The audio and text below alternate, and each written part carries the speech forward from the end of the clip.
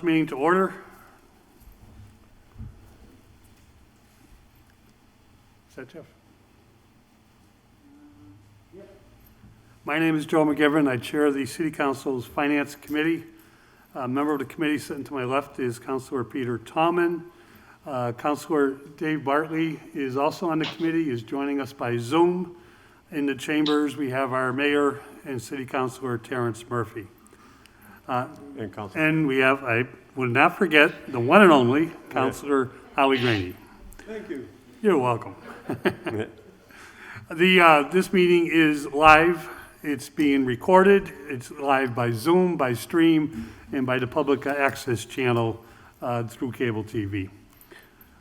Item number 1. Chair will entertain a motion to take off the table. Motion to take item number 1 off the table. Second. So moved. All those in favor? Aye. Any opposed? Aye. This is the petition of Secure Transportation Incorporated for a livery licensed vehicle to be garaged at 337 High Street. This has been taken off the table for discussion. Would anybody that's here, the petitioners, please come forward? All right, I've unmuted it. Okay, you're welcome to use that mic. If I think it's on. Yes. Perfect. And if you could just walk us through this, what your petition is, what it's for, and what your proposals are about. Okay. Good evening. Evening. And if we could have your name and address when you do this. My name is Becky Santiago. I live at 2 Tatro Road in Stafford Springs, Connecticut. I'm the CEO of Secure Transportation. We are a Holyoke-based livery company looking to grow our business in transportation for years to come. My primary source of income is from my career as a certified medical laboratory scientist at Bay State Medical Center for the last 28 years. The business will be located on 337 High Street in Holyoke. As a female-owned business, we will create opportunities to employ a diverse population that represents the community. We will initially start off with a 2012 7-passenger Ford handicap accessible van, and as we grow, we intend to purchase more vehicles. With my research in this field, it is turnkey due to the amount of successful examples of livery companies in the state of Massachusetts, which includes my manager, Jerry Gonzalez, who has extensive experience in the transport business, along with the guidance from a great family friend and business associate, Mr. Lamont Clemens. I feel confident that we will be able to grow an exceptional brand base on customer service, timeliness, integrity, and quality. I can defer to Mr. Clemens to expand on his background. Thank you. How you guys doing, Mr. Hi. Chairman Hi. and committee? Evening. Just want to thank you guys for taking the time out to have us today. I just want to give a quick background about myself. I'm originally from this area, Springfield, Massachusetts. Actually finished up high school at Cathedral High some time ago. Ended up going to college and fortunately got multiple degrees and came back and continued on a family business venture for a painting company, which is now the largest union minority painting company in the state of Massachusetts. We actually painted the MGM Casino along with the Encore and we're doing the Worcester Hospital, multiple projects around the state, including at Harvard and Boston University as well. So we've been definitely in favor with respect to the painting realm. Also have some business experience here in Holyoke. We just recently got a special permit approved for a cultivation site here on South Street on the 28th of the month as well. We also have multiple other businesses which are inclusive of a dispensary in Springfield. We won first place when they had an RFP process last month. We got first place, Primus LLC there as well. And we've just been blessed to have some really great mentors, and throughout the years, just really looking to do the same and help individuals to really grow. And I think this is a great opportunity for a young lady that's really driven to really be able to grow a business that she has a passion for, her and her family. And I think with the guidance of people with experience in the industry and then experience as well outside of the industry, just in business in general, I think that's really going to put her in a really great place to kind of change some things to enhance some things with respect to the financial fabric of her family tree. which is something that I think is, obviously really important to all of us. I did want to quickly speak to one question we had received regarding our application. We're pretty transparent with respect to everything we're doing in our application. One item of concern was around our insurance. So we have automobile insurance when we were in the process of switching locations. So we had modified our location and our location, and fortunately that had put us in a scenario where we are just now really processing our general liability insurance for that. So that will be processed. So if you guys were to vote tonight, we would if it is blessed to be approved, we'd hope that we'll be approved contingent on the fact that we'll be able to produce our insurance, our general liability insurance for the prior to the city council meeting. We could actually produce it tomorrow. Thank I you. just wanted to mention it. And- Do you guys have any questions? Did Lamont want to speak? Oh, did you guys have any particular questions? And if so, I know we'd be definitely willing. Well, first of all, thank you for your presentation, and it's very helpful. The vehicle in the application is a 2012 Ford, is that the van you mentioned? Or, yeah. Okay, so the application is here this evening, a lot more about the vehicle, but we need to know what the business is about, so everything's fine so far. You do have insurance for the vehicle? Yes. Correct. Because that's here. We have our COI Yes, present. and we have a copy here, and it is registered, which is, you would, not just with this application, but, just in general. The business on High Street, are you working out of there yet? Yes, we just have an office space. Okay, whereabouts is that? It's at 337 High Street. It's at Action Physical Therapy. It's like, Far end? Oh, yeah. Not too far down here. yeah. Okay, 337, yeah. It seems like it's across from the, okay, and the vehicle is gonna be garaged there? No, No, vehicle is gonna be garaged where? it'll be at my house. Okay, because the application says it's gonna be garaged there. The location we had before had garages, but there is no garage here, and we're not gonna leave it on the street, so we're just gonna take it with us Okay, at the end of the day.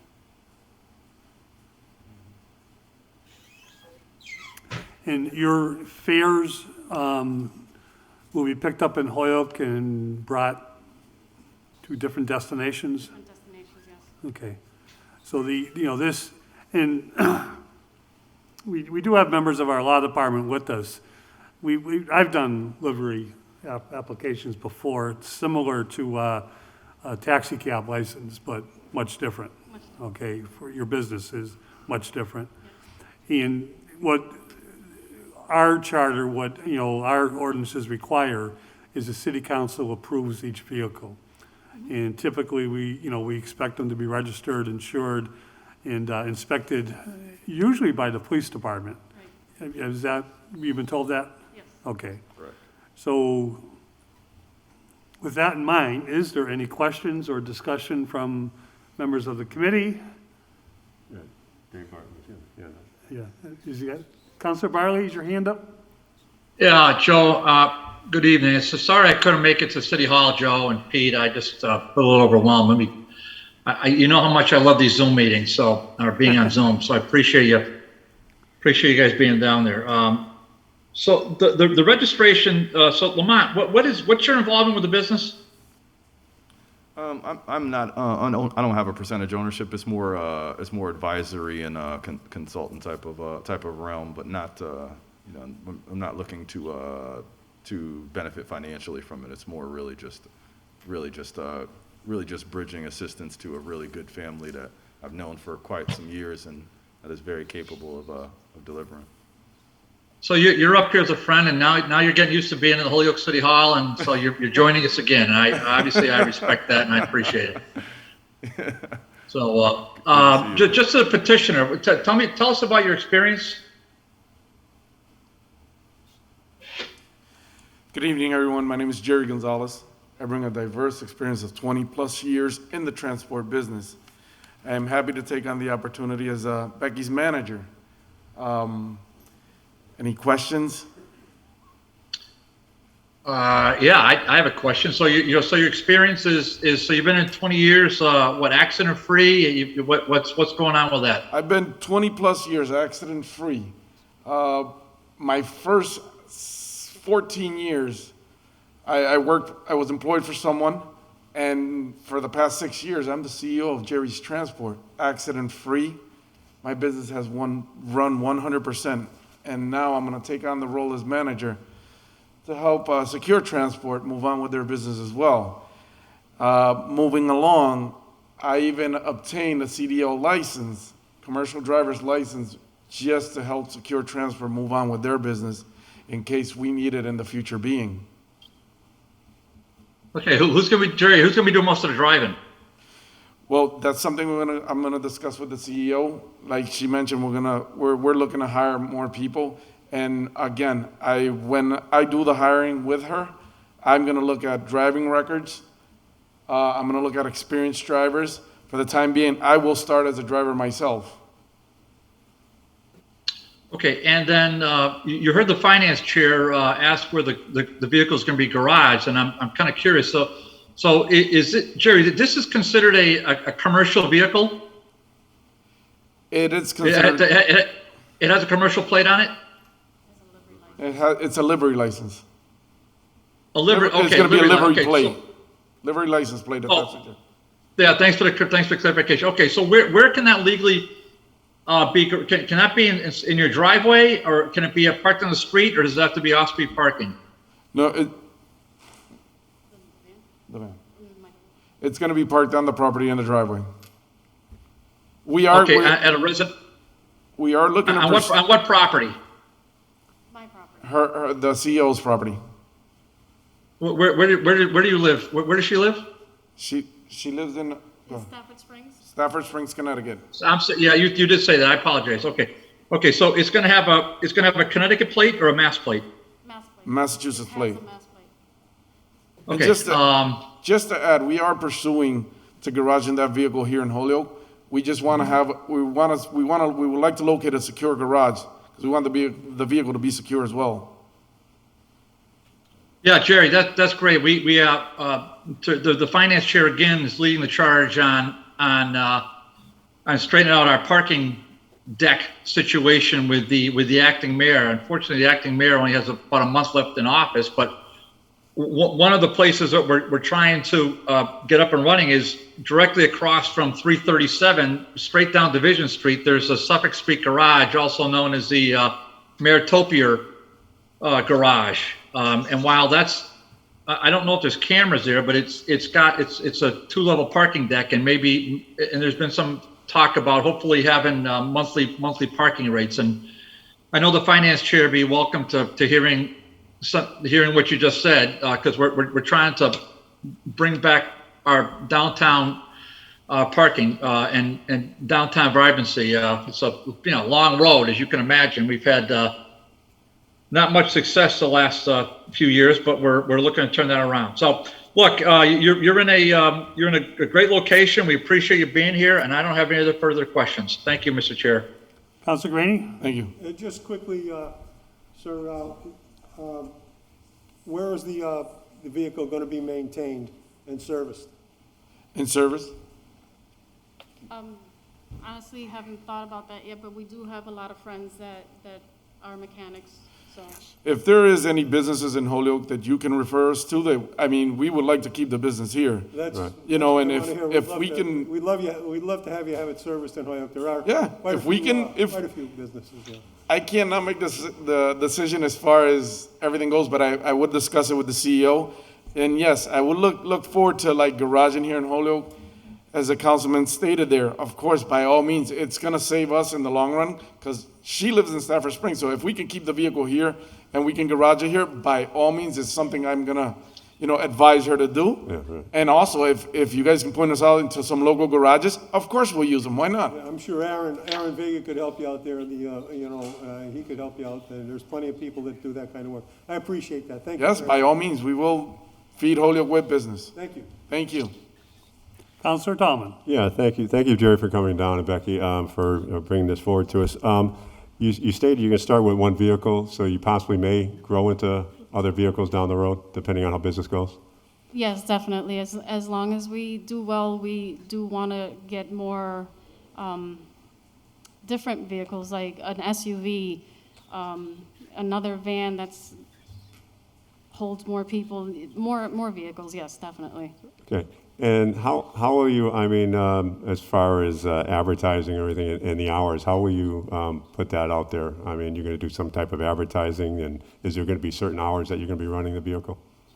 It depends on the contracts that we get. So I'm on social media a lot, so I'll probably put it on Facebook, make a Facebook page. Haven't gotten to that point yet, but I will. And I used to be a marketing manager for Liberty Tax, so I'll do flyers and things like that. Okay. And the type of rides you'll be giving, is it like local rides? Is it rides to the airport, to the college, to the mall? Could you explain that a little bit? It'll be rides to the airport. There may be,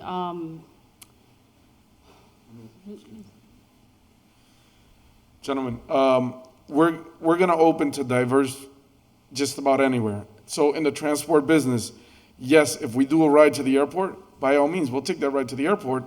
But on the way back, we also want to grab a ride coming back.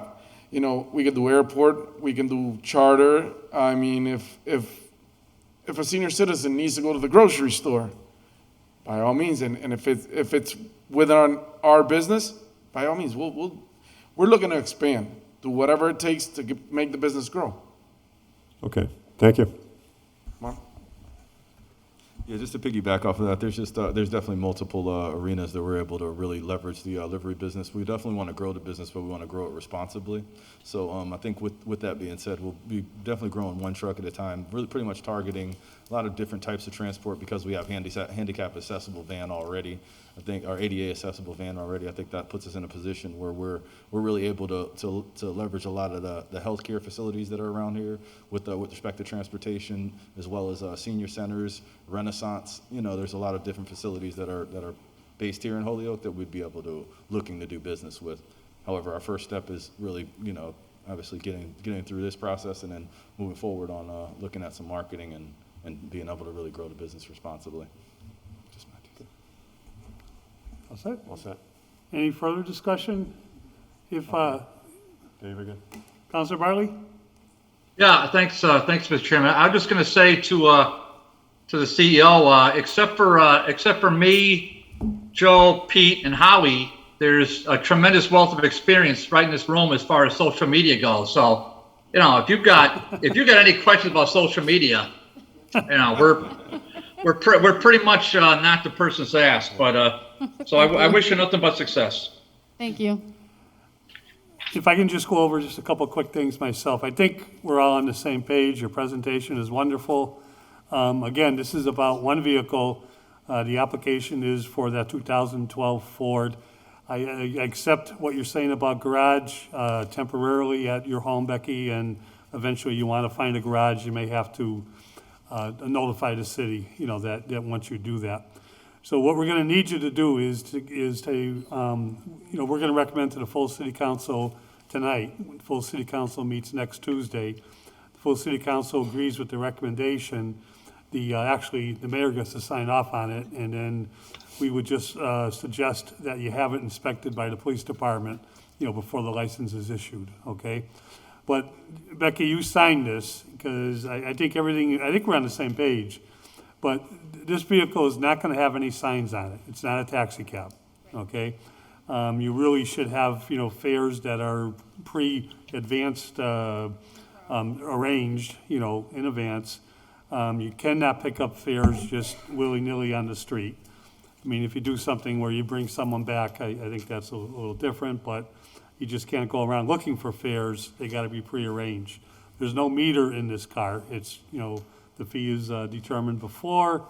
Your insurance is here. You'll keep the insurance. Your driver will be insured and a good vetted out driver. And I think that's the gist of it. Councilor Murphy? Yeah, just one question. Are you renting the space at 337 High Street, or do you? Renting it, just an And- office space, yes. Okay, and is it a lease, or is it just a tenant at will? Just tentative, month by month, yes. Okay, so my only concern with that is if for whatever reason the owner decides to move you, does this The license? the livery license for the vehicle needs a home base. Yeah. This application is telling us that 337 High Street is the home base. So yes, if the home base moved, you'd have to notify the city and the vehicle could be transferred to your new home base. Right, we had a space that had two-car garages with an office and everything, but it fell through. So we had to find something quickly in order to try to get the license. But we are actively looking for something with a garage or somewhere where we can garage the van. So would, they Yep. would, then if they were moving to, say, 347 High Street, they would have to come back to alter their petition, right? Or their license? Since it's now gonna be I a different think- address? I mean, I'm just, my only thing, if you own the building, I wouldn't even be asking this, but Right. because, and then you don't have a lease, so that's, I'm trying to make sure we don't have you doing any more work than you have to and be successful, but that would be a concern, because clearly, and obviously, you're hoping to have a more permanent location shortly. Right. But I don't know if the law department can give us any input on that, but that'd be my only concern there, that we pass it, and then in a month, the landlord says, I'm renting this to somebody else, and you don't have anyone else, anywhere else specifically to go at that point, then what do we do? And if you do move it, do we need to do something else to approve the transfer? I believe, Counselor Mayor Murphy, you're correct, because home base is part of what this service is. We're granting the license, the approval for the vehicle to act and to be used as a livery, service vehicle. And the home base is part of it. So yes, I think if you do decide to move, I think you would have to come back. But before you file, check with our law department, city clerk, as to how you could amend the license. There might be an easier way, yeah. Yeah, Joe? Counselor Bartley? Yeah, why don't, we have Attorney Degnan here, and I think Attorney Bissonette here. Why don't we suspend, because why would this license, why wouldn't it not run with the business? I mean, if it's, so long as it's in the city of Holyoke, why does it have to be tied down to this is not a home-based business. So why would it have to be tied down to a specific address within the city? So I guess I'd like to suspend and just hear from the law department on that particular point, so we have some clarification. Let's suspend the rules from the law department. Motion has been made Second. and seconded to suspend the rules to allow the law department to answer these questions. They are good questions. All those in favor? Aye. Any opposed? Just Attorney Bissonette or Attorney Degan, this is not new to us, but it doesn't come along that often. So did you hear Councilor Bartley's questions? I did. And the reason to keep it running with the land is simply for purposes of enforcement. Because if you can't get a hold of the person that has the license, it makes it very difficult. And I might suggest that you might wish to condition the license, saying, yeah, we'll give you this license provided that you operate out of this base of operations, I guess, for lack of a better term. So that's just a suggestion. Well, That is part of the application, and it's not, when I say home base, Counselor Bartley, home base is at their address, they have dispatch. So when they're running someone out there, there's a way to communicate, with dispatch, and there's a, go to and from place in terms of home base. And there's but more Mr. Chair, going on. just under discussion?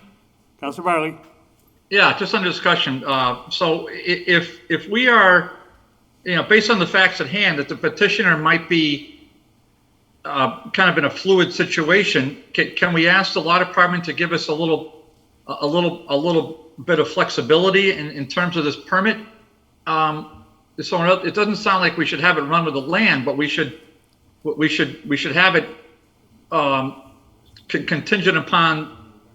I'm just trying to think of some language wherein we can let them get the license, but maybe have a little flexibility within the city limits for a certain period of time. So in other words, can we condition it at this address for a few months, Attorney Degnan? And then can we say they can, without a full-blown, filing the permit fee application, a full-blown hearing like this thing, can they come back and just amend it in the clerk's office, Attorney Degnan, or is that not? I mean, is there No. something we can do to make it easier for them? Yeah, no, you can do that. You can do that, making it conditional that, at least for the first 3 to 6 months, that they operate where they say they're going to operate. And if it's going to change, file an amendment, could be with the clerk's office, or could be with this body if you wanted to ask questions as to why they're amending the license. So the quick answer is yes, you can.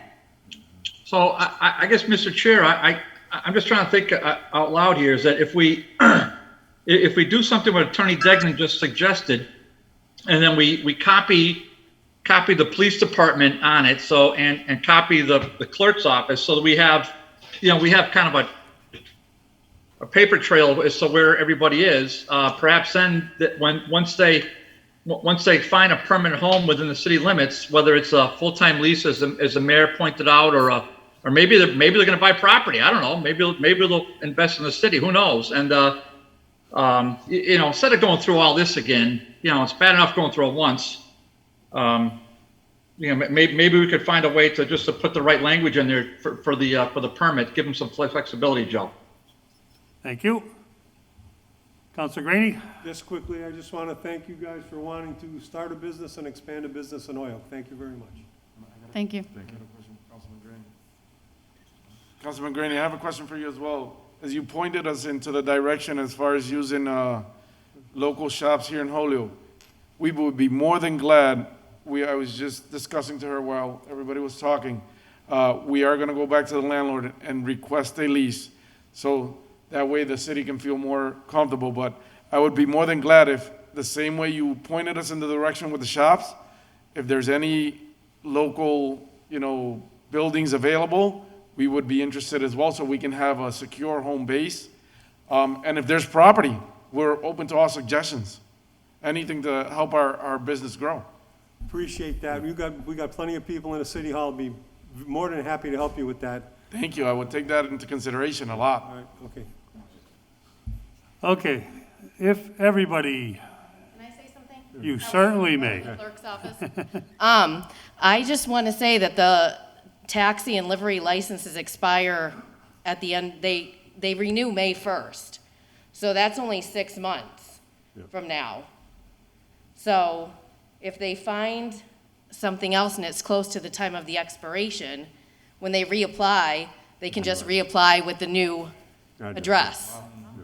Thank you very much. We really You're welcome. Thanks, Kelly. Kelly's from our clerk's office. Right? Timing is everything. All right.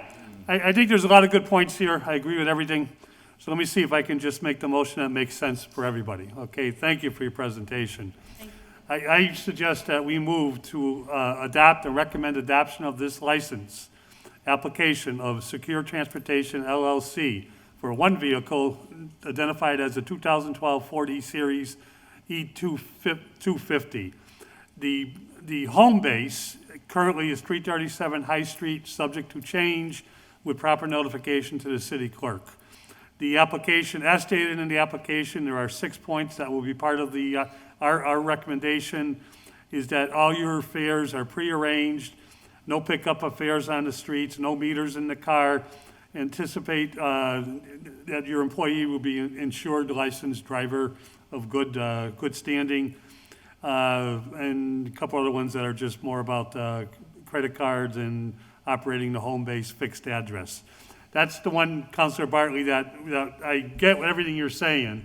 So let's hope we can do it the way you suggested, because it's actually part of the application. The license itself is the home base. Yeah. So with that in mind, I think we're all on the same base. The liability insurance and your address on High Street is, we as much as we needed to know what you're doing there and everything, and we appreciate that, That's not what tonight is about. Tonight's about the vehicle. Said you can use it the way you want to use it, and we wish you nothing but the best of luck. So would there be a second to that motion? I'll second that. Okay, Counselor Bartley, you okay? Yeah, the only thing I would, I don't want to make the amendment till you say it's okay, but if we're going to notify the clerk, are we also going to notify the police department? Yes, this is contingent of the police department. The clerk will do this. The police department will inspect the vehicle as soon as we adopt it Tuesday, get it to the clerk, you arrange with the police department, they'll tell you how to do it. They're used to this. And the clerk will be notified, at the meeting on this language about the home base and the possibility between now and May that there may be a change in address. And we have a witness here from the clerk's office who is going to attest to all that. Okay, sounds Fair enough. good. So if there's no further discussion, all those in favor? Aye. Any opposed? Aye. So moved. Have to go with all that? Thank you. Thank you. Good luck. Thank you very, And full council next week. Okay. Thank you. Thank you. Appreciate it. Thank you. Thank you, yes, by all means. Thank you, everybody. thank you. Item number 2. Motion to take on item number 2 off the table for discussion. Second. Motion made and seconded to take item 2 off the table. This is from our city solicitor, Lisa Ball, in an opinion on the Professional Supervisor Association Collective Bargaining Unit. It's off the table for discussion. Our city solicitor had a conflict tonight, and she apologizes, but she does not need to apologize. She is the actual a member of the board for the Children's Museum. This is their monthly meeting. It just happened to conflict together, and she's the secretary, so they will not let her go until she writes all her notes. However, we do have Attorney Degan here, and I think, Councilor Bartley, if I remember, this was your order in response to your order, and a couple of others that signed on to it. Would you care to have a discussion this evening? Do you have questions for the law department, or would you care to set this up for another evening? Yeah, just under discussion, Mr. Chairman. Councilor Bartley. Yeah, I read through the the opinions. I read through the memorandum, if you will, for the supervisors. I think that the understanding, I've gotten a much deeper understanding of exactly what this organization is and what it is not.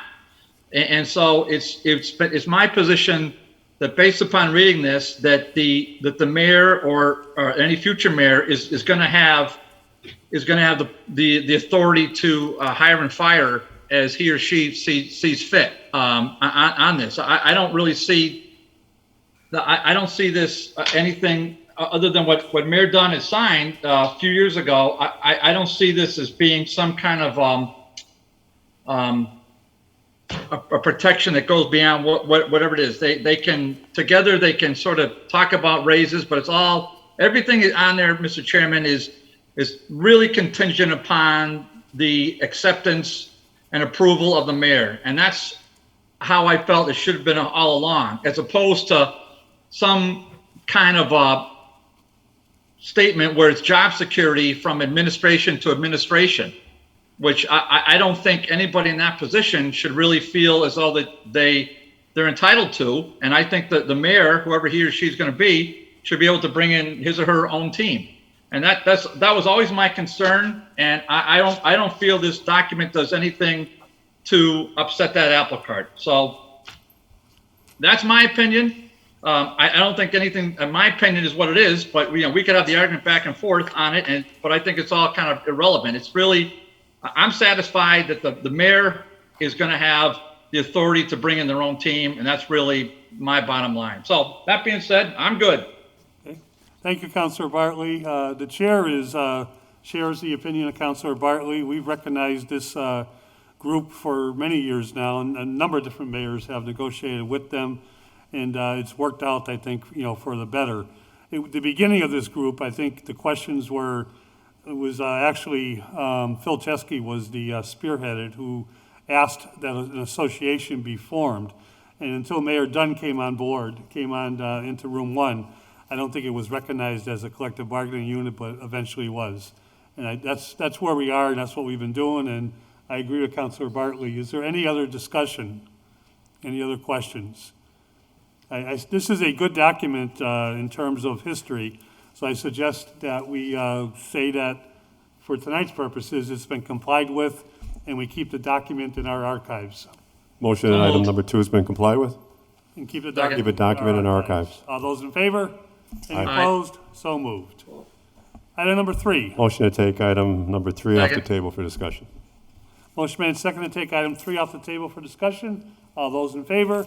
Any opposed? So moved. This is the settlement agreement by and between the City of Holyoke and Local Union Number 1693, International Association of Firefighters, AFL-CIO. It's off the table for discussion.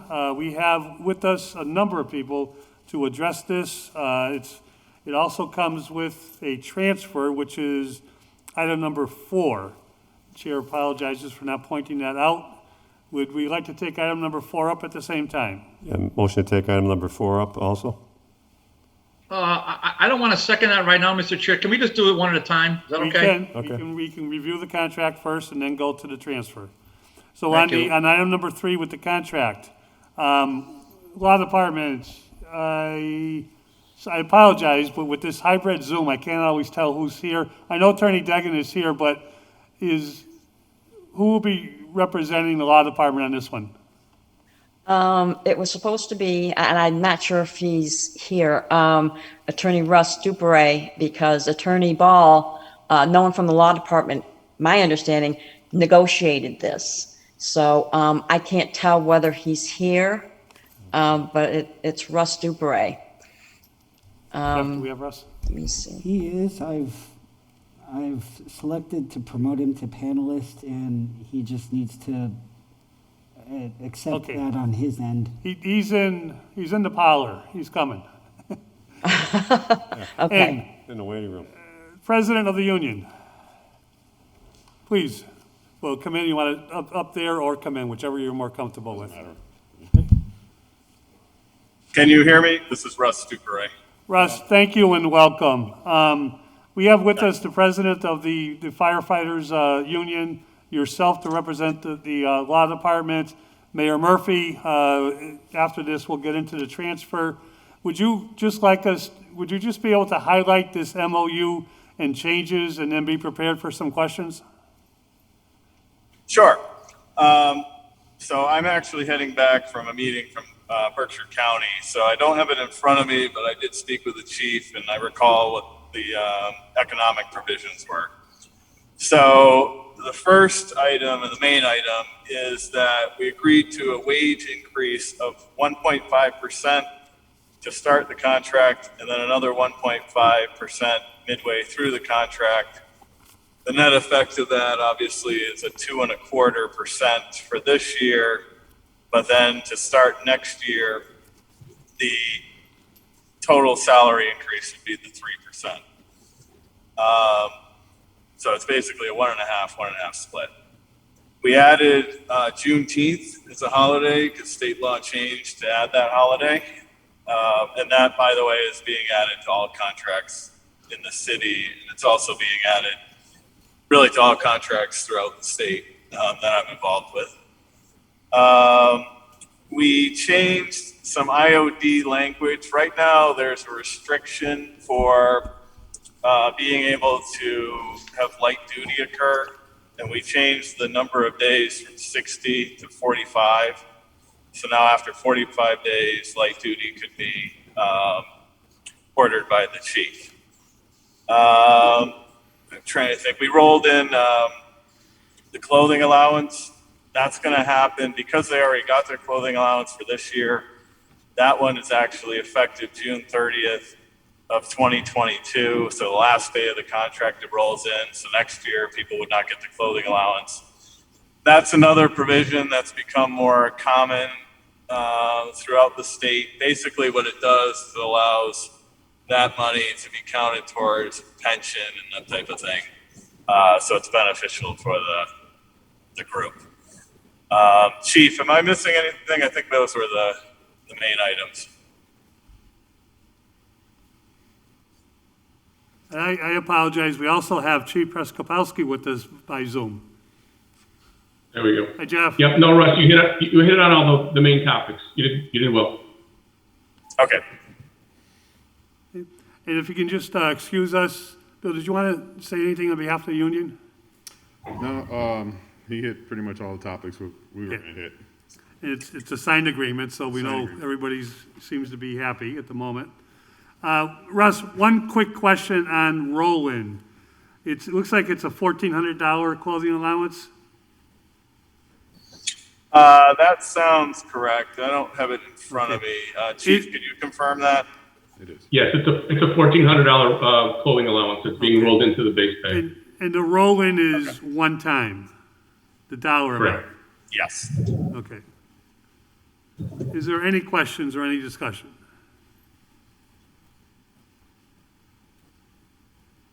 Gentlemen, you did so good. I think we're in fine shape here. If there's Well- no- Councilor Bartley? Yeah, Councilor Bartley. well, we have the summary in front of us. At some point in the past, through the chair to the chief or to the union department head, it's tough to sometimes find the actual contract. While I make every attempt to save these things, I can't always ensure that I have it. So can we get the contract sent to us instead of just Sure. this one-page summary? Yeah. So what I always do is I create two versions. One is tracked, so you can actually see everything in the contract, and then I do a final one that gets signed. So we can get both of those to you. Oh, okay. I mean, so just to the, the finance chair usually summarizes this, but I know he would do it anyhow. So just for the public is watching that we have no position, and we're in no position to negotiate anything. The finance chair always says that, and so we don't negotiate a single thing at city council level. So the public ought to be aware of that. We're only here just for we're not going to rubber stamp it, but we're here just to review it and make sure that we as the elected officials generally understand it. Is Tanya here by any chance, Joe? Let me see if she's on here. She is by phone. Yeah, Tanya's here. Can we suspend to have Tanya speak? Motion is made and seconded to suspend to allow our Okay. city auditor, Tanya Doljek, to speak. All those in favor? Any opposed? So moved. All right. Yeah, just through the chair to Tanya. Tanya, just the overall budget impact. So I see the financial transfer in item 4. I just wanted to do these separately because, I mean, we've got to. I just think we should do them separately. So I see the financial transfer. What's our impact? What's the impact on this going forward? Because we saw, if you recall, a fairly significant impact with the union favored negotiations we saw from the former law department whiz relative to the police contracts. If those of us who had the joy of reading that thing, shoved down our throat.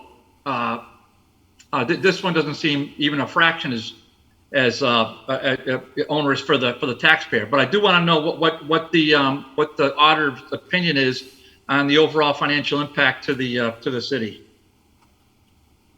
So the overall financial impact to the city. So this is only good for 1 year, this contract. That's what the mayor has chosen. The fire department, as well as the other departments in the city, have already budgeted 2% in their budget for these contracts so they could be covered. And what's the transfer that you see before in front of you now is the other piece of the other percentage of the contract that wasn't budgeted in fiscal year 2022. And it was like 0.75% in the end that was not budgeted. So that's why you're seeing the smaller transfer here. Moving forward, I'm not sure what they're gonna, what the impact will be because they'll be negotiating new raises in the future. Okay, just through the chair to the chief. Chief, I guess I I can't stand these Zoom meetings. I'm sorry I can't be there. It's just awful reading these things. Chief, this new contract runs through FY, what, 22? Correct. Okay. All right. And when do we start to gear up for the future? When do we start doing that? For the next negotiation or Yes. yeah. So I think the union can petition to start in January, to start renegotiating a new contract. Oh, okay. And so you've done a pretty good job of budgeting for that. So we've got to expect to see, well, I mean, Chief, are you involved with that? Or is that just the union and the mayor? I participate. Okay. All right. And just one other question, just through the chair to the chief. Are the fire commissioners involved with this? They have not been. Oh, okay. I'm just kind of curious. Okay, so just back to through the finance chair to the auditor. Okay, so the financial transfer we have is really an intra-department transfer, Tanya. So that looks like that's basically covered in the budget. So so based upon this negotiation, it seems like it's a fair deal for the members of the department and for the city as a whole, because I don't see a need for any extraordinary funds. Do you see a need for any other funds, Tanya? No, they actually did a really good job with the negotiation of the contract as well as their budgeting. So I think it's really good. Yeah. So yeah, based upon that, Mr. Chairman, I'm satisfied. Thank you. Councilor Graney. Just quickly on another note, I just want to thank the chief and the union and all the guys in the department for the job that they did during the pandemic. We're very fortunate to have a great group of people working to keep us safe every day, and I appreciate the job you've done. I've used the service myself, many other people have. So thank you very much for your service. We appreciate it very much. Thank you.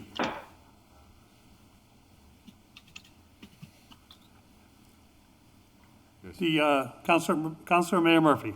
Yeah, I just want to thank all parties. I thought the union representation, the city's representation, the chief, I think we all went through back and forth trying to find a common ground. I think we came pretty close to satisfying most of our goals. Each party gave a little bit to get a little bit, which is what negotiation is about. And I too would confer with what Councilor Graney said. I want to thank all members of the fire department for what they've done and for what they will continue to do. I also want to thank the chief for being a regular participant in trying to find common ground, both respecting his firefighters and also respecting the budgetary needs of the city. So I want to thank everybody involved. It was one of my first ones, and it was interesting. Thank you. We are wrapping up item number 3, which is the 2-page MOU agreement with the Firefighters Association. We have item number 4, which I suggest we take off the table now. Motion to take item number 4 off the table. Motion made and seconded to take item 4 off the table. All those in favor? Any opposed? This is introduced under my name, just as chair, that the transfer from firefighters, $6,751.11, assistant alarm operator, $11,350.66, total $18,101.77, to fire chief $492, captains $8,076, lieutenants $9,376, and supervisor fire alarms $673.39. Same total $18,101.77. Under discussion, Tanya, this is the transfer you're talking about? Yes, that's correct.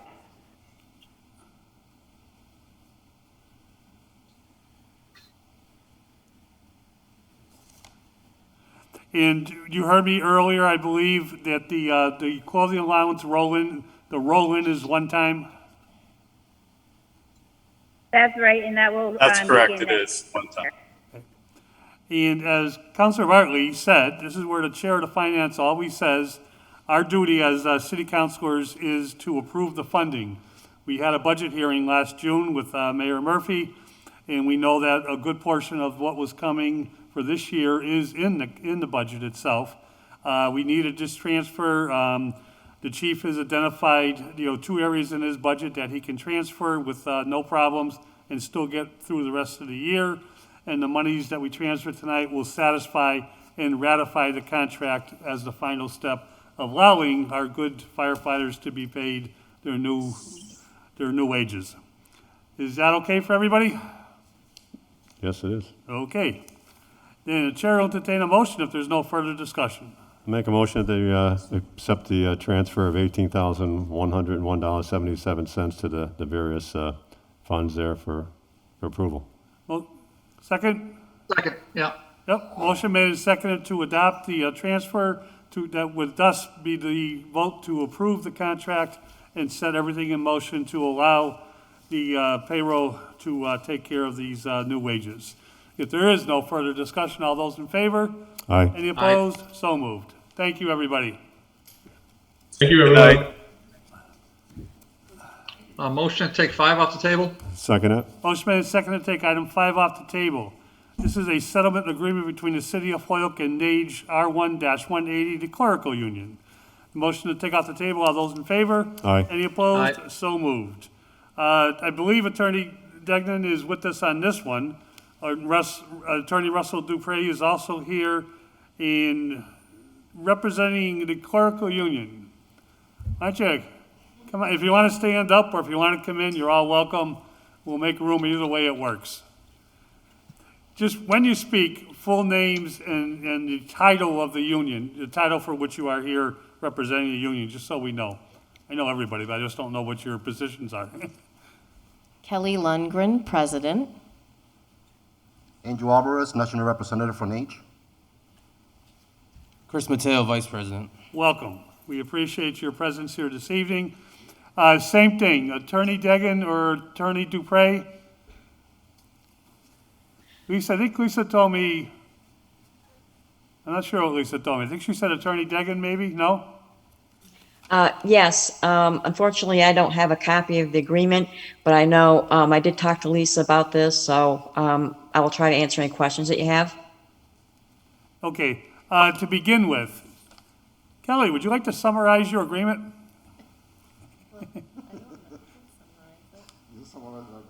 I will do it for her. Okay. Thank you for giving us the time. Right now, we were, basically this contract was held back because of COVID, and we are delayed for almost 2 years with the contract. Through negotiations and, hard work with the mayor, we came to an agreement that we were gonna take the 1-year contract or the 2-year contract. Right now, we wanna make the part-timers, clerks in the police department full-time. That will actually save the city a copious amount of money. I believe it's about $35,000 in overtime that we could save by doing that. The cost of the city to make them full-time is gonna cost $750 additional to the budget. But at the long run, the savings is gonna be, it's gonna be better for the city. We're basically happy with the contract right about now, and we understand the situation. The workers here in City Hall kept the city running, and they were very patient with this contract. I mean, during COVID, and we have a high turnout of attorneys during the time, our negotiation was stagnant.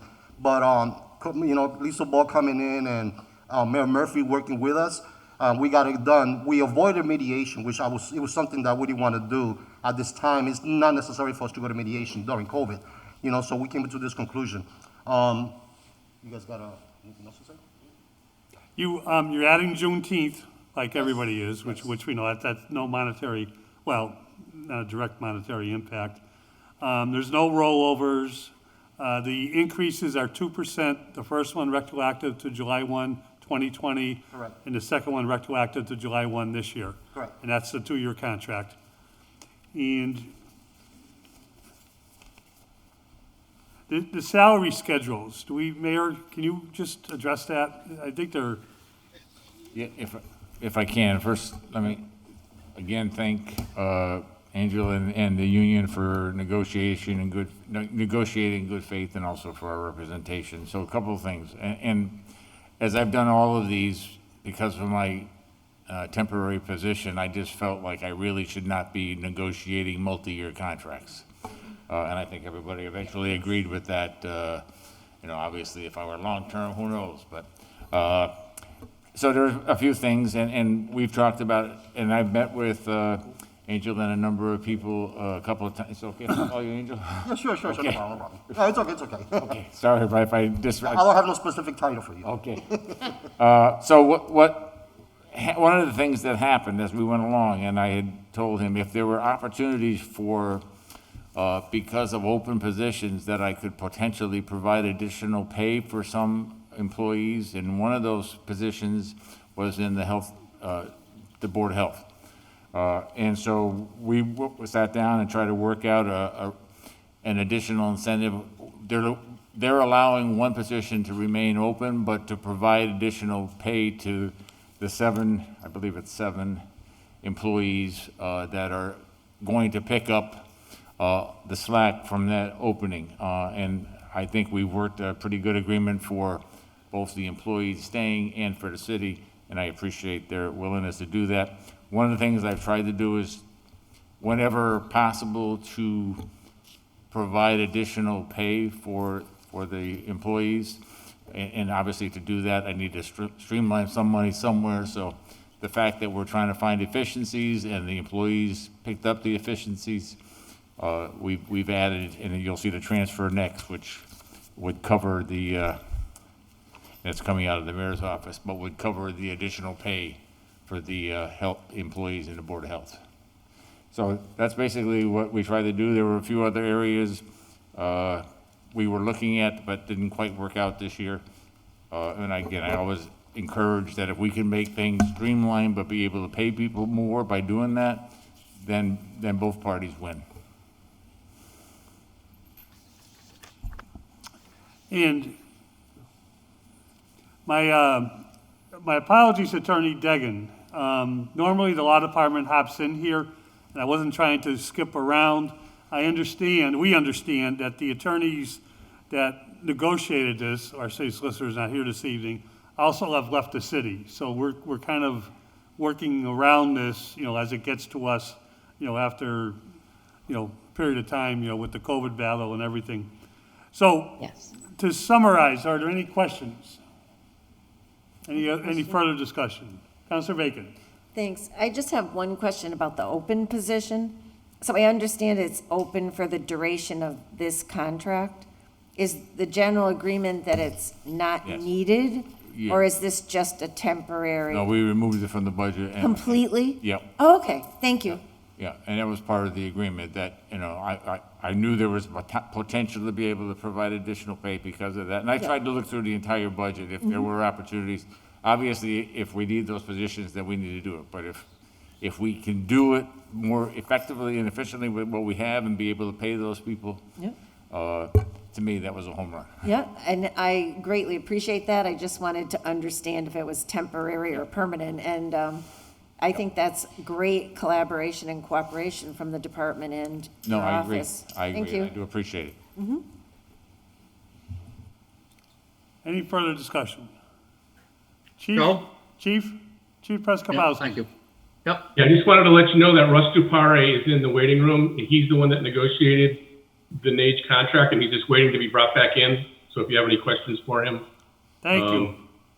Yep, you're welcome. Jeff, can we just bring him in?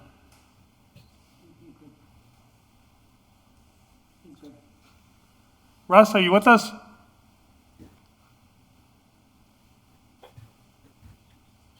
Yes, can you hear me? Yes, we can. Thank you. Could you hear us during that discussion? Yeah, I heard you. I had logged off. I didn't realize that NAGE was on this agenda too. So I did negotiate that with Angel and Solicitor Ball at the end when she came in. So if you do have questions for me, I can answer them. Okay. Are there any questions that have not been answered? And I believe, Attorney Dupre, you're satisfied with what we heard this evening. Yes, yep, Angel relayed it accurately. Mayor Murphy with the Board of Health. I thought that made sense as a change too. Okay, Councilor Tallman. Yeah, I just had a quick question on item 11. Angel, you said the part-time clerks will be assigned to the police department shall be moved to full-time? Correct. And what are the number of clerks? How many? It's about 12 members that you have there right now. Personally, currently they're working full-time as staff today. They've been working full-time all this time. The problem is that we were running into a lot of problems with overtime because they were part-time. So if we make them full-time, that's where the saving comes in. We were pulling in people to come and cover when people were calling us sick because they were part-time. So if we go into a 4-2 schedule, we will basically not get rid of overtime. I'm not going to say that because it's impossible. You know, Right. Allow, but we will alleviate the overtime usage by doing that. We had a conversation with the chief of police on this prior to Chief Pratt coming in, and he's also on board. Okay, so there will be savings. I mean, there still may be some overtime, but there will be savings. But it's not going to be the extraordinary number that we had this year or the past years when, we had to call in a clerk and we had to pay them overtime. And these are part-time people, so we pay the full-time anyway. Okay. So there was a little waste of money going out there. It was going out the window. So we just decided to get together with the city and say, hey, we could save you some money here. So why don't we just get together and brainstorm it? So we came up with the conclusion. With that, like I said, we had the meeting with the chief of police and what was his name? Pratt? No, not Pratt. Febo. I forgot his name already. Right. Well, we had our conversation with Febo on this, and we also had conversation with Chief Pratt about it. So it was a collaboration that we did together. Okay, because I mean, just looking at it, and then the question on top of that was, does that affect their benefits? Or they get the same benefits, or will they increase the benefits for them? Well, that one, I don't really can answer that question because I'm not in finance. But I do believe that they would get the benefits like vacation time, they would get holiday time that they were not getting because they're part-timers, so they were not qualifying for that. I think that's where it is right now, right? Right. He can answer that question more because he's the vice president. He works over there. Okay, so you know what I'm saying. So there will be some cost incurred because you're making a part-time employee to full-time, so their benefits will be increased. Correct. I mean, a lot of people have jobs, they have somebody part-time, so they don't have to pay them as much, with benefits. So I'm just, if there's any way we can find that amount, that number, I don't have those numbers. I mean, maybe I'm just saying, because it's going to affect I understand that. the finances in the line. That's what we have to look at, the finances in the future. Even though it's saving money by making it full-time, there's still a cost that's going to be incurred with that. The other question I had is the number 10, reassign and reclassify the material coordinator and accounts payable. What are those positions? Or where do they work out of? Those are our positions. They needed to be reclassified. I believe they were underpaid at that time, and that's what we moved. Purchasing was one of them. Oh, purchasing is in there? They were trying to get job description titles because they weren't relating to what they now do. Okay, so it's changing their title and classify? Yeah. Is there a cost to that or no? I don't know that, Peter. Okay, because that's just something I just, as a finance people, we have to know the answer, with the cost, I think it was to make the job description correct. For them? Yeah.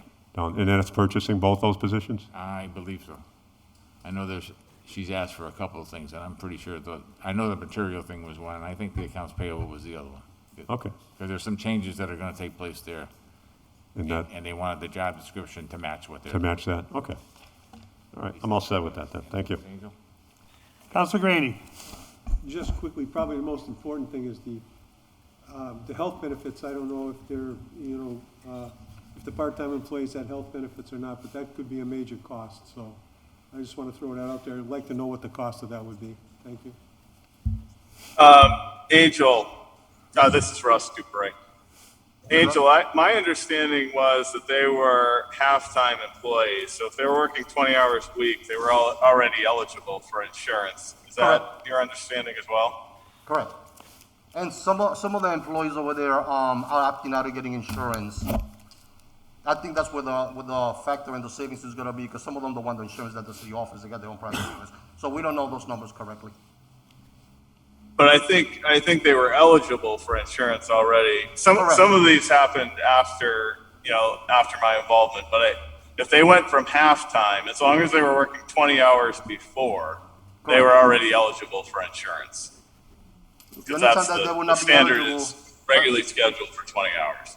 Yes, yes. Tanya the might only know time they will this. be ineligible if they're working under 20 hours. Then they won't get the full-time benefits. Right, I understand that because I believe city officials are all eligible for the health insurance, school committee, I think, city council, so they're all eligible for it's just a question of whether they have their own insurance or they want to Correct. take advantage of it. Okay, thank you. Counselor Barley?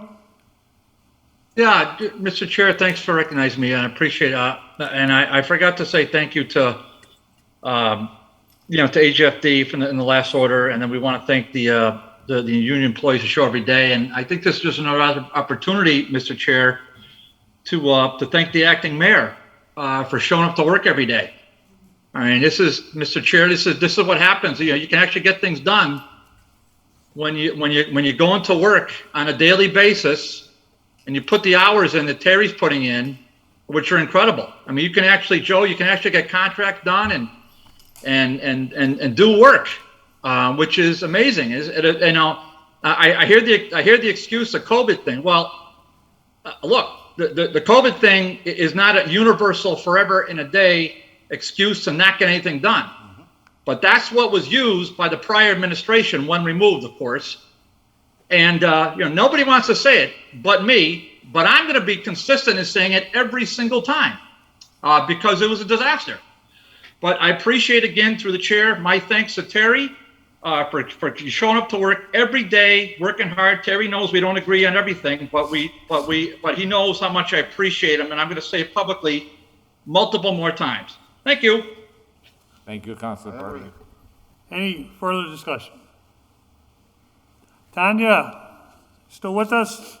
We can go up to, you do the transfer. Yeah. Yeah, do you have 6? Item number six. Off the table for discussion. All those in favor? Aye. Any opposed? Aye. Item number 6, that would be the transfer for the contract, a total of $11,814. Yes, that would be actually just for item number 9. And that's the 2% increases for both years, correct?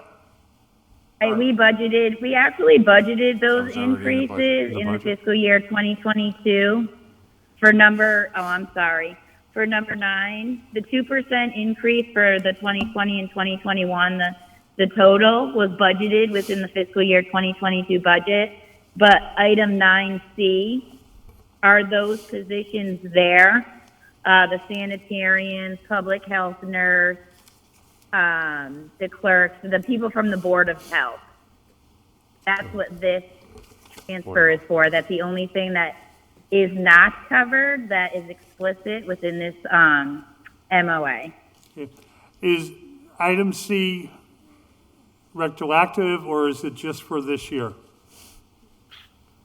It's retroactive to July 1 of 2021, so just this year. This year. Just this year, okay, I see it, I just wanted to hear it, thank you. Any further discussion? I just have a question. Councilor Bacon? So, through the chair to our mayor, did we get any COVID money that could offset some of this, like in particular for the nurse? We've been trying to figure out ways that we could do some of those things, but right now that has not happened. And in this particular case, so what you notice there is a specific salary, and basically we were able to come out 3.5% additional for all of them. We are still looking and CARES Act funding, COVID funding, all those kind of things, but there's a lot of restrictions on where it can go. And so right now I'm just, in this particular case, I'm doing it out of the city budget, both because they're providing efficiency and obviously they've done a heck of a job during this pandemic. But beyond the pandemic, they're doing this now on a regular basis and balancing, saving the city money while still providing an excellent service, so. Right, and I have no argument with that, but I would hope that we try to pursue, because particularly for the nurse, Yep. there should be COVID monies available in that regard, particularly in the public health arena. Yeah, no, So I would hope, that and I appreciate everything that you're doing to try to push it, but I mean, even if this is approved, I hope we could backfill it.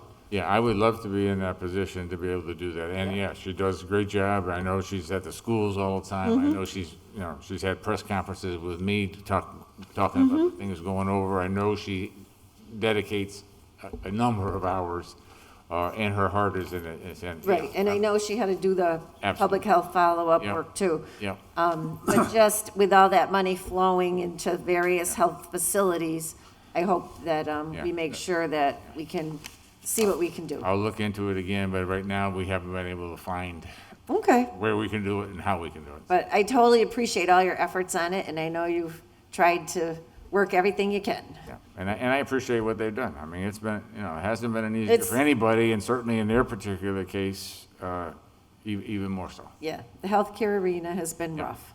Thank you. Any further discussion? At this point, the chair will entertain a motion that item number 5 will be approved with the adoption of item number 6. Item 5, approved, adoption number 6 for the transfer to pay for the contract. And we recommend that the transfer adoption be forwarded to the full city council for next week. Is there any further discussion? All those in favor? Aye. Any opposed? Passes 3-0. Thank you. Motion to take Thank you, service off the everybody. table. I want to say thank you to the mayor for working so hard with us. I think he heard you. I wish he was running for office, but he's not. I can't bribe him. I don't have enough money. Thanks. I come Take cheap. care. Motion to take item 7 off the table for discussion. Second. Motion made and seconded to take item 7 off the table for discussion. A transfer introduced under the finance chair's name. It's from the head clerk, $3,500, to personnel director, $3,500. Motion to take off the table. All those in favor? Aye. Any opposed? Aye. So moved. Mayor Murphy, you signed this transfer. Yep. Would you like to just talk about it for a sec? Yes, I can. And I believe our personnel director, I know she was at her son's football game, and I know she was trying to get here, so I'm hoping she's here. But, so basically I hired her back in June at the lowest wage, and with the discussion of let's see how things go, and it's gone pretty well. And this goes along with the same thing I've talked about with the health department. And then we've looked back at some things in terms of staffing in the personnel department. So what we are looking at now would be a personnel director, an assistant director, and then a part-time head clerk. We are looking at making the office more efficient, providing some savings, but also providing a little more incentive financially, both to the personnel director, and we just promoted the person who is now the assistant. So that would be the goal.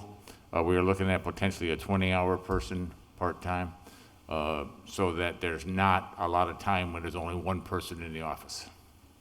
And Mayor, I believe our personnel director, Sheila, is with us. Sheila, are you with us? Good morning, gentlemen. Yes, I'm here. I am taking this in the car because I am football mom tonight. How's the morning game anymore, going? so.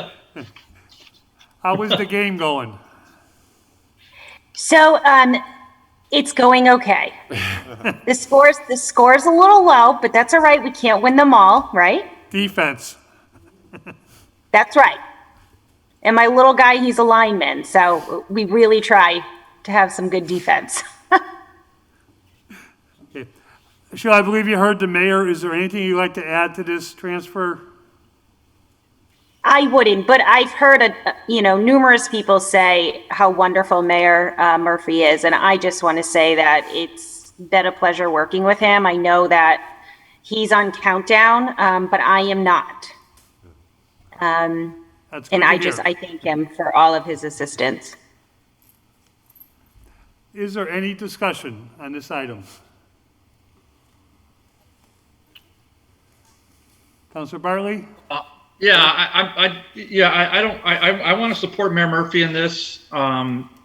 Against my natural inclination, when you have a employee that's been here for about the length of a cup of coffee, and now we're giving a raise, and I know that sends a message, but I heard Acting Mayor Murphy's argument. that we came in at the lowest possible level. But what I didn't hear, and I want to ask through the chair to the acting mayor, if we do recommend approval of this, I mean, where does this put the employee now, Terry? Does it put employee historically with what we traditionally pay HR directors? Are we still a little south of it? Give me a little context, please. Okay, hang on one second. We're basically still on the lower end. We're not anywhere near the mid yet. So Correct. bringing it to 67 or 68,000, the middle range is 78,000. And then the highest range is 91, almost 92,000. So basically, we really are kind of, if I had to say, the pay that we started her with was 0. We would be going to about 0.10%. Okay, and then just since we're talking about raises, I mean, I know I don't want to get into personnel issues at all. And if I'm deviating towards that line, you can stop me. So, but just your overall impression of the HR department, Mr. Acting Mayor, because that was and it had been for 10 years, a revolving door. Yep. From one disaster to the next. I will. They would come into city council, and obviously we're not going to say names, but one after the other, it was a gong show. So, but I don't hear anything out of Ms. Burma's office, so I'm assuming we've righted the ship. But just overall, Terry, what's our feeling about it? And then I just want to ask one other follow-up to, overall, and then specifically, yep.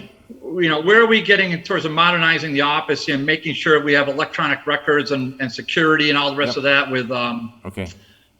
Because I presume there's third-party audits of that office. So where is that trending, if I may? Okay, so let me start by saying, and our personnel director knows I've said this to her. I want you to be a little more diplomatic, and Sheila has heard me say that to her. She has come in and taken a look at things and said, this should not be this way. Where are the records for this? Where is that? There are a lot of things. I know she's brought in insurers talking about services that can be provided free of charge to employees. She's gotten involved with providing the emergency employee assistance program and bringing it into City Hall, the annex, the fire department, the police department. She's been actively involved in terms of making sure we follow all the collective bargaining agreements so that we're not in violation, all state laws in terms of employee performance, in terms of employee background checks and things along that line. So I will tell you, she has an energy in terms of trying to make sure the department fully does all the performance and personnel matters and has a record and a documentation of what we need in this city. And I don't think we were quite there prior to this. And we're still not there. We're still working to get there, but she is working diligently with herself and the assistant right now to make sure that we get a full documentation of our personnel records, to make sure that all of our insurance options for employees are up to date. So I've been pleased. I've been overly impressed with her energy. I just, as she knows, I tell her just a little more diplomatic. Then, if I may, Mr. Chair, just through the chair to the acting mayor. So Terry, how many HR departments does the city currently have? Do we still have one at HPS? Do we still have one at HG&E? Is there?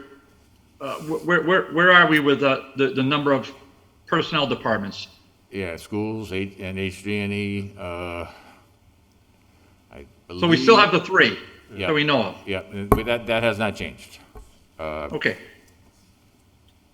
Okay, and that was something that was on the table for a couple iterations of the HR directors, and then they get tired and then they have no direction from the former mayor, and then it just, it falls off the radar, and then somebody quits and whatever, they get mad and whatever. So, does that topic ever come up, Terry, in any of our, I know we're running out of time here, we're closing into the wire, but does that topic ever come up? It has not. Combining the HR departments? It has not come up. Obviously, I was able to hire Ms. Bierman in late June or in middle June. And the first thing was just getting the ship straight in terms of where we were. And we're still trying to right that ship. I think we're getting there. But no, it hasn't. And obviously, I just won't get there. I know that. I got a few things going on that I need to take care of in the next 4 weeks. But I will tell you, I know she has had discussions with the school department, not necessarily about combining things, but about working together more. I wouldn't be surprised if she's also had conversations with the gas and electric, and she is here, so you could check with her on that. I know her goal is to have easy access to all personnel information and all personnel services in that office.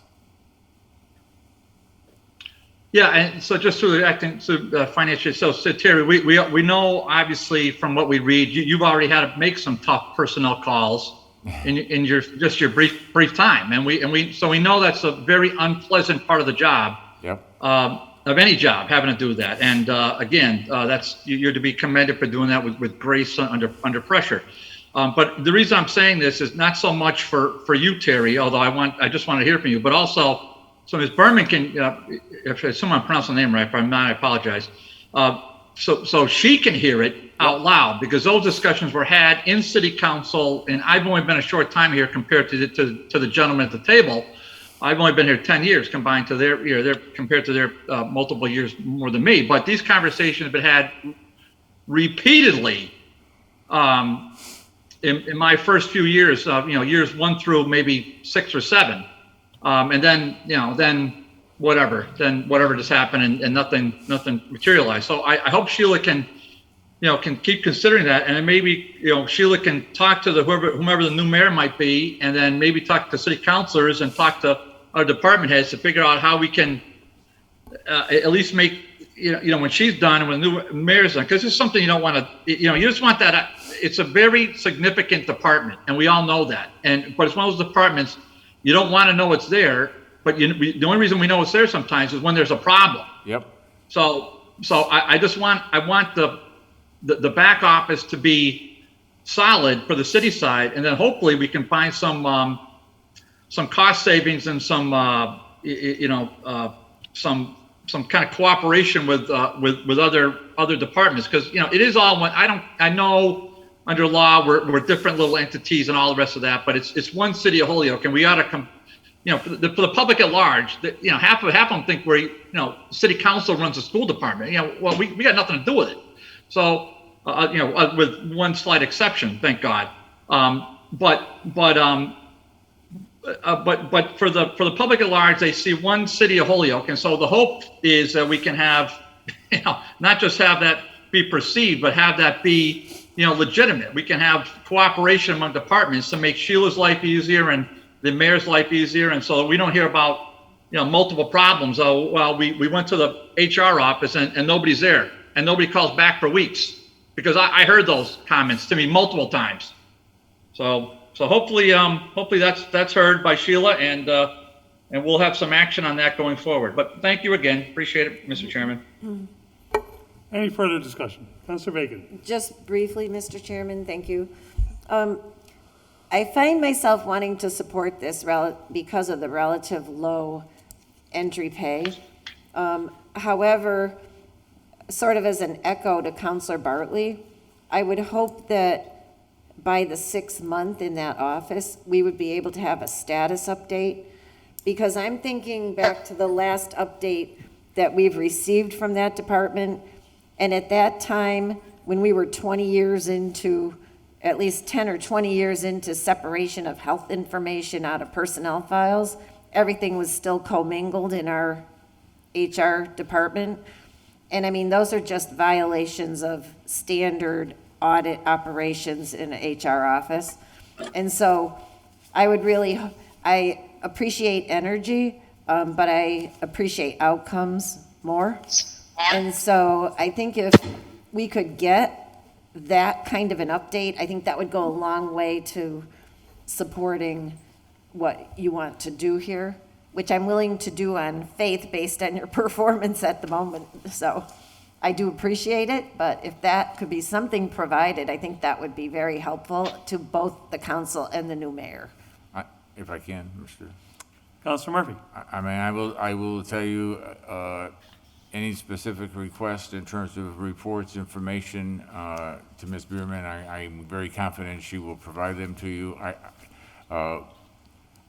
I will also tell you that, there were more concerns, that are very serious concerns that we are addressing, and they are taking more time than I would have liked, but that's just the way, I mean, there are Right. things that were neglected that we need to take care of. Right, I was just throwing out one example that I knew of. I know there could be many, many more, and they could be bigger. But I do know, her goal is to be able to report back to the city council or to the incoming mayor, whatever is needed, but also to provide updates in terms of what we are advancing for our employees in terms of their input, as well as providing legal protections for the city in terms of our personnel operations. Right, and I'm sure that she would have to prioritize, and I Yep. certainly respect that. Yep. Thank you. Thank you. Attorney Dupre, your hand is up. Mr. Chairman? Yes, hi. I wanted to address just a couple things. So I've been working with Sheila on updating and making sure you're complying with a number of different personnel laws and regulations. So I can definitely attest to the fact that you have a lot of work to do as far as getting to a place that's both more efficient and also compliant with the law. So that is something that we've been working on a lot. I would say that a lot of modernization could happen, and I think Sheila's working on that right now. And I guess the last thing I'll say is I do represent a number of cities and schools your size, and I represent both sides of the equation. And I would say that the size city that you are, you certainly could look at combining personnel. I would say it's very rare. And mainly it's just the sheer volume of work. I mean, even since Sheila's been there, you have so many departments and so many employees. It's very hard to ensure that you're doing things correctly just on the city side. And when you add the school in, the school is a whole different animal as far as personnel. It's totally different laws. You don't have civil service typically. So it's not as efficient as you think it might be to combine departments. It's certainly something you could look at, and I could help you do that in the future. But I just wanted to let you know that it's a lot more complex than trying to add other departments. Personnel is really kind of city specific and school specific because the laws are so different. Thank you, Attorney Dupre. Patty Devine's on there.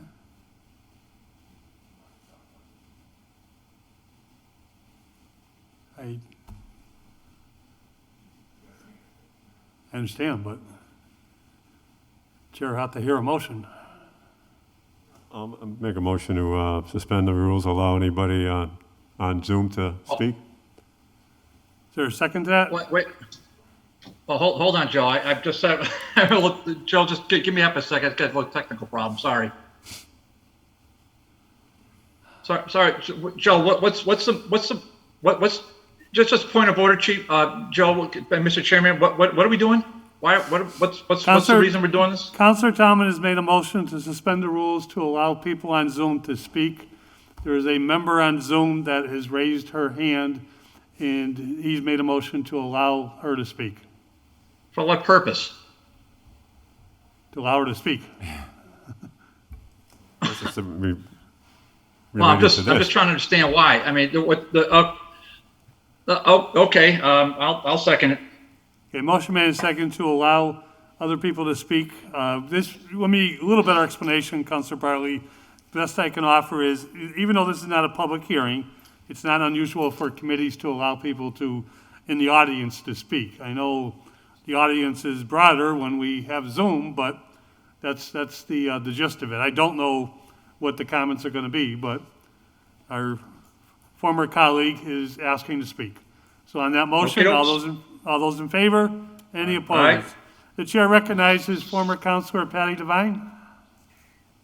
Hi, Joe. Thank you very much. I just wanted to say I'm here tonight as a member of the DPW board, and I have had the opportunity to work with Sheila, and she has been extremely helpful for the DPW, and especially myself when I needed to meet with her. And I just wanted to speak in favor of her appointment to the personnel department, and I think that things are going to go great. I really think she's terrific. That's all I want to say. Thank you, Commissioner Devine. We appreciate that. Thank you. Okay. Is there any further discussion? The chair will now entertain a motion. I'll make a motion to approve the transfer from head clerk, $3,500, to personnel director, $3,500. Second. Motion made and second to approve the transfer of the $3,500. If there's no further discussion, all those in favor? Aye. Any opposed? Aye. So moved. Passes 3-0. Motion to take item number 8 off the table for discussion. Second. Motion made and second to take item 8 off the table, introduced by the finance chair. A transfer of $4,000 from pay director to pay program coordinator, $2,000, pay office assistant, $2,000. Motion to take off the table. All those in favor? Aye. Any opposed? Aye. So moved. Hang on. Megan. We have Megan Sealer with us. Megan? Hi. Good Hi, evening. how are you doing? Welcome. Good. Welcome to Zoom and welcome to the chambers almost. Thank you. Would you like to run us through this transfer request? Sure. When I was first brought on about 4 weeks ago now, it was brought to my attention that 2 of our employees are very lowly paid, and we actually lost a position, a full-time position at the museum, and they, without hesitation, took up the additional tasks of that person when we lost them. They have both been at the museum, one for 5.5 years, another for, I believe, a little over 7. They have proven that they are an asset to this museum. They are willing to work and show up whenever asked. So this motion would help to kind of make up for the low pay, guarantee their retention, show our appreciation for this staff that has been incredibly loyal to the city of Holyoke and this institution, and reward their flexibility throughout COVID, but also just to show up for events that are after hours, show up on weekends. And as someone who had room in the budget from my pay, I wanted to give that to them as a sign that not only do I appreciate them, but that, you know, my priorities are with Wisteria Hearst and with the city of Holyoke, and I want to do what I can to retain the people who have been very loyal to us. Thank you, Megan, and thank you for that second part, because we always ask our department heads why there's a surplus in that line item. This one's obvious because it was vacant for a while before you took the position. And Mayor Murphy? Yeah, I want to, first of all, I want to welcome and let everyone know that Megan is our new Wisteria Hearst director, and she also has a lot of energy, but the energy has been directed. We just had a opportunity to demonstrate the gardens, and I had a pleasant conversation with Megan yesterday, I think, about already by having that event at the gardens, we have picked up a school trip to the gardens that had not been there, and I believe 10 additional visitors who had never been there. So, and the people that we're talking about proposing these races for are people that were partnering with Megan to make sure that promotion got taken place. And I appreciate Megan coming in and agreeing to try to provide additional pay. And let me just say one other thing. Originally, when I was working on the budget, my goal was to come very close to this $2,000, but since I had to try to balance the budget, I wasn't able to do that. And so with the fact that Megan's coming in and her salary is less than the previous director who had been there quite a while, and she is more than willing to try to make sure that these employees are rewarded for staying and also, are paid a wage that is equal to what they are doing in terms of the importance of Wisteria Hearst. So I just want to thank her, and I want to thank the two employees who have done a remarkable job. And I think the Wisteria Hearst is in good hands. Just a quick question to either one of you. Are they part-time employees or full-time? They're both part-time, right? And there's no union involved, just. Any further discussion? Just a quick question. Councilor Bacon. Thank you. It sounds like from, through the chair to Mayor Murphy, from your last comment, it sounds like these raises will be sustainable within the next budget as well because of the difference in the current base salary of the full-time director. Yes. Okay, thank you very much. A win-win. We like those. A win-win for everybody. And a win with Megan. Any further discussion? Councilor Bartley. Normally I'd be the wet blanket here, but I won't because it's a new person and the acting mayor answered the question I was going to have is so why wasn't this properly budgeted to begin with? But I guess that's why. And then we heard that it probably won't be an issue going forward. Thirdly, we do want to retain our loyal and good employees, and we all recognize. Fourthly, we all recognize the significance of Wisteria Hearst. I think through the chair to the new director, I think it would be wonderful if somebody at some point in time would say to the city council and the city of Holyoke that no, we're going to track towards making our entity more self-sustaining. So I hope that phrase will be coming our way. I mean that department, I know we all love it, but let's not forget that Wisteria Hearst has been funded in the hundreds of thousands of dollars for CPA funds. So let's not forget that that's taxpayer funds. Okay, so let's never forget that. Those are hundreds of thousands of dollars in that building for CPA that may have been used elsewhere, may have used for parks or other things. So let's be always cognizant of that. And let's also not forget, 3 years ago, we had a discrepancy of about $250,000 in Wisteria Hearst funds that was never fully explained to the full city council. And I'd be happy to provide whatever documentation that the new director wants to substantiate that. But be that as it may, it's an important part of the city. It's my hope that the director will take at least a daily lap around that building. Because it should be a pride of the city. When I go by there, I quite often see on the south side of that. Wait a minute. Let me make sure I get my directions right, Joe. I think it's whatever it is on Pine Street. I think that's the south side building. So it's just riddled with trash, and I should never go by there and see that. And I've said these things, Mr. Chair, if I may just. For a minute, to the receiver about, I mean, how beautiful they take care of Metcalf School, and I said, geez, wouldn't it be nice if all the other schools were done that way? Radio silence. So it would be nice if our full-time directors that are there, our full-time principals that are there, to make sure that at least when we're driving by city-owned buildings.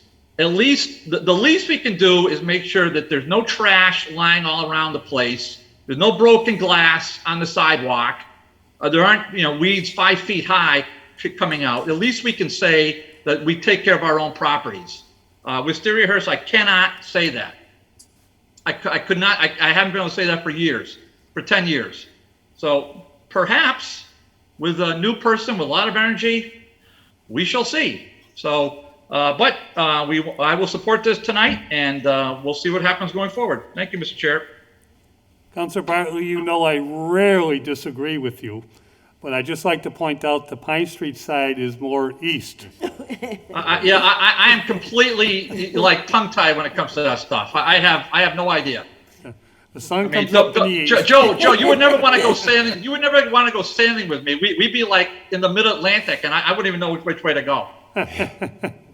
We'd have fun though, right? Any further Well, discussion? we'd have fun. We wouldn't live long, but we'd have fun. I'll make a motion to approve the transfer from the director 4,000 to the coordinator and office assistant.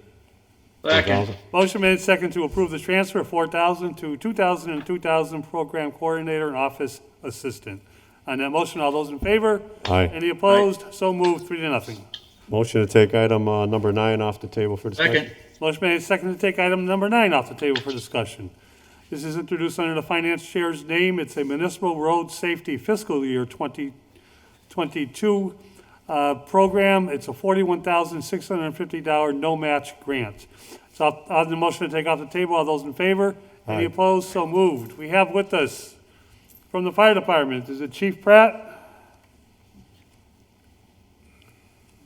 Should be the police department, I think. I'm sorry, police department. I don't know if he's here or not. Lieutenant Hurt.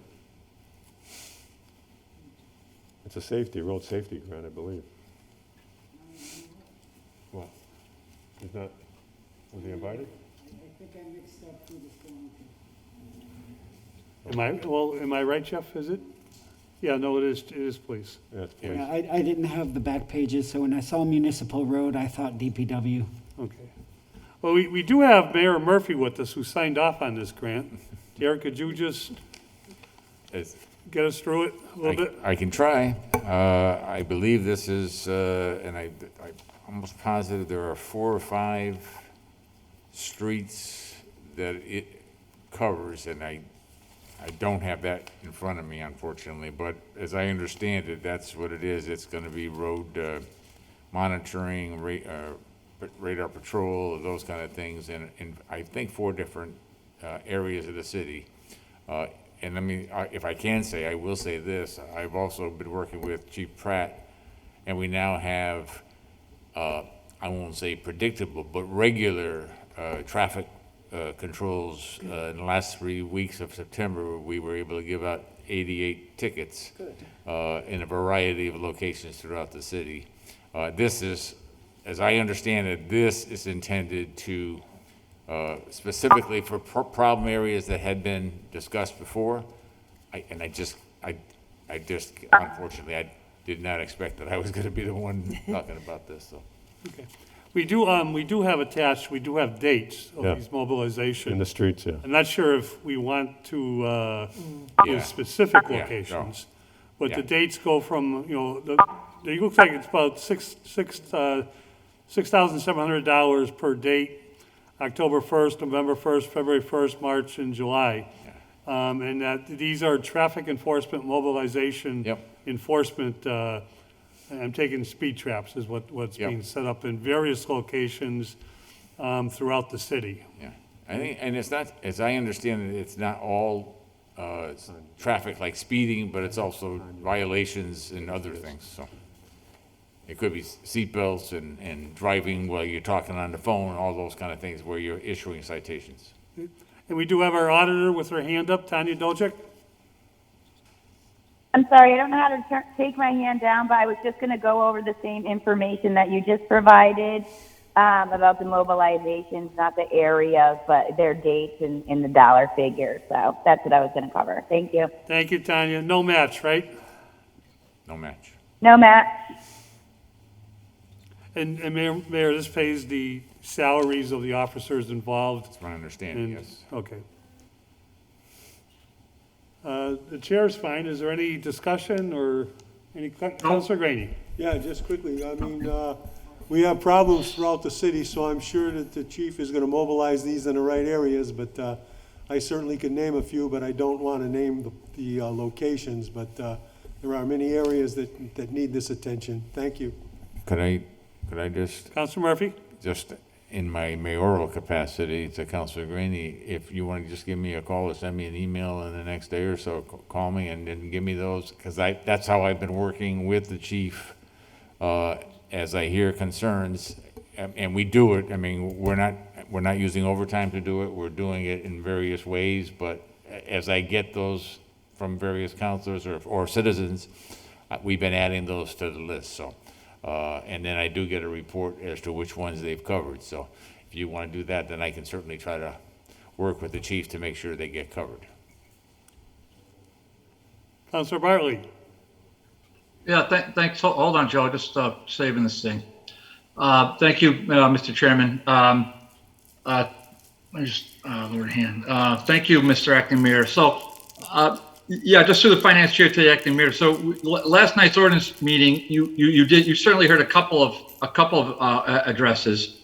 You certainly heard, basically Elmwood Heights. You heard also Northampton Street. Yep. So that's that's probably it's probably a raceway. It's hard to. I'd also add Hitchcock and Martin, that area. I'd also add Martin and Lawler. I would add.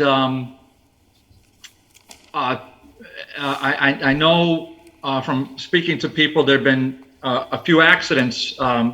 Certainly, I mean, if you saw the email from that we receive, I know all councilors get it from Captain Moriarty, but it's public information about certainly the road rage incident we heard, where two fine individuals, one was pulled over in the Westfield Road area, pulled out of the car, assaulted an officer. The other individual, who was in the passenger seat, decided to hop in the driver's seat, drove the car, crashed it on South Street, and then when he was when they were trying to take him out of the vehicle, he assaulted an officer as well, and weapons were drawn, not by HPD.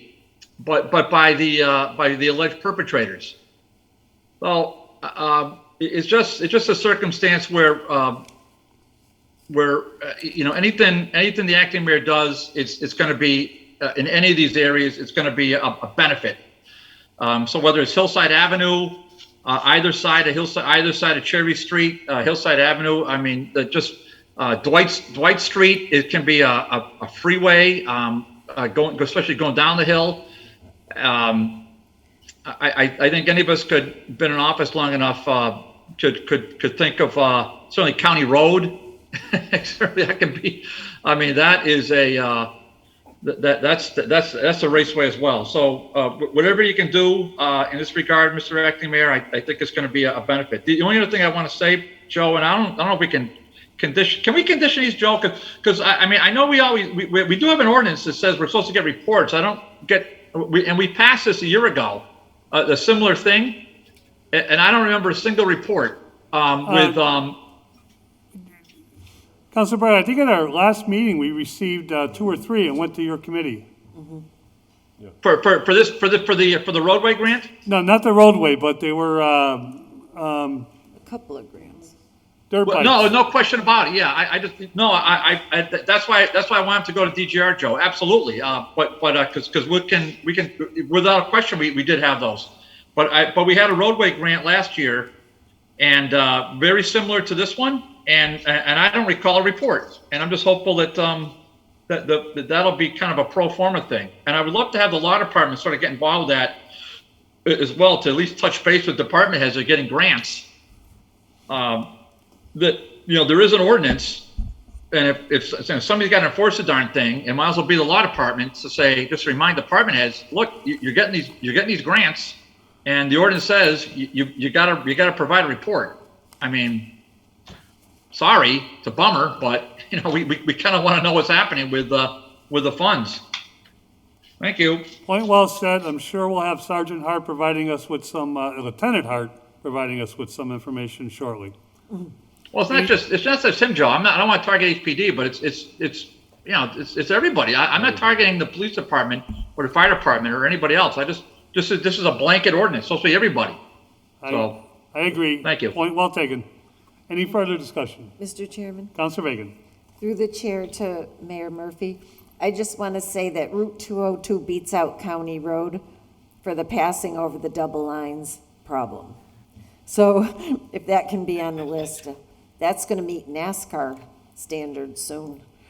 Thank you. I'll make a motion to accept the provisions of the Municipal Road Safety Program grant, no Second. match. Motion made second to accept the MRS grant with the ability to be able to take in and appropriate the monies and accounting of the receipts and expenditures. On that motion, all those in favor? Aye. Any opposed? Passes 3-0. Motion to take item number 10 off the table for discussion. Second. Motion made second to take item number 10 off the table for discussion. Introduced under the finance chair's name, that there being hereby appropriated by transfer in fiscal year 2022, $28,260. This is proposed to be coming from the heavy motor equipment operator to the refuse other services. On the motion to take off the table, all those in favor? Any Aye. opposed? Aye. So moved. Mike McManus with us, or anybody representing the DPW? No, I'm here, Joe. Hi, Mike, welcome. Our Superintendent of the DPW, Mike McManus, would you like to walk us through this transfer? So this transfer is to cover the cost of our outside contractor, the temporary workers that we use to fill in for our DPW employees when they're out injured. This cost wasn't anticipated or accounted for during the budgetary cycle last year. So it's an expense. We're using the temporary workers to replace our workers who are on workers' comp or the IRB. They're not impacting DPW's budget at that line item when they're on workers' comp or the IRB. So we can utilize those funds to make the transfer in order to cover the budget for the bills that have been paid for our temporary laborers. Mike, I think we know what workman's comp is, and we should, or I should remember, but can you just remind us how Yeah. IEB works? The IRB is the income replacement benefit. It's a benefit in the contract where if somebody gets hurt outside of work or has a medical condition that prevents them from working, that there is an income replacement for the time that they're out. There's a duration in the contract of 6 months that an individual can be on the IRB, and I believe it pays about 70% of their salary for that time. Thank you. Any discussion? And I'm sorry, just real quick, Mike, the reason there's extra money in the heavy motor equipment operator is? When they're on the IRB or workers' comp, their pay does not come out of that line item. Okay, now I understood. So it's actually. And there's also these are the there's people also who are, openings. these are the individuals who are out. Correct. Gotcha. Well, yep. Mayor Murphy?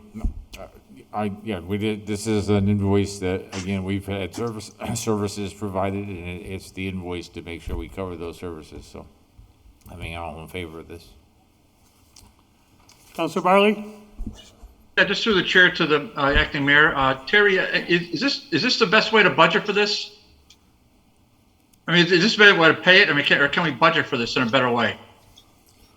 As we go through this, my long-term, I think we probably should look at being in a position where we have additional people working rather than having to bring in temporary workers. But I think Superintendent McManus and the next mayor need to look at working on that, if in fact that's possible. But if we're going to end up spending, excuse me, say we 28,000 for the first quarter, and if we end up spending 100,000, potentially we could have 2 full-time employees working and doing all kinds of things and have more consistency. and have a labor force that, you know, we're able to depend on, and not have a temporary agency send us somebody and then they're not there, and then we're back there having them there again. So I think, like I talked about with some of the other departments, trying to find that effective and efficient level of staffing. Right now, as I had 30 days to kind of prepare this budget, so we never got into all of that. I've been doing a lot of the fine tuning as we've gone along and trying to figure out other ways to do it. I do think this is something that is worthy of discussion in the future. Do we want to be in temporary hiring, or would we be more effective and efficient if we just had additional people working on that? And also, let me also say, one of the things that I think could potentially help improve, and the superintendent, I know, has filed with the ARPA money for trash containers, which right now I am looking very favorably upon for a variety of reasons. It would reduce our workers' comp. It would reduce, we would then really be in a position to start enforcing and not having people put their trash bags out that get broken up in the streets. They're on wheels. They get picked up by the truck. They are of a volume that would, and every home, I think up to 4 units, if I'm not mistaken, Mike. I think, if I remember, the trash containers were for every home from 0 to 4 units that the city would provide. All those kind of things would improve this so that we don't have to have workers' comp as often, which would obviously improve our effectiveness and efficiency. And I do think that is something that the council and certainly I am considering as an expense that would both make the city cleaner, make the workers safer, and long-term reduce the cost by reducing workers' comp. It's a long way of saying I don't have all that. That's really good news.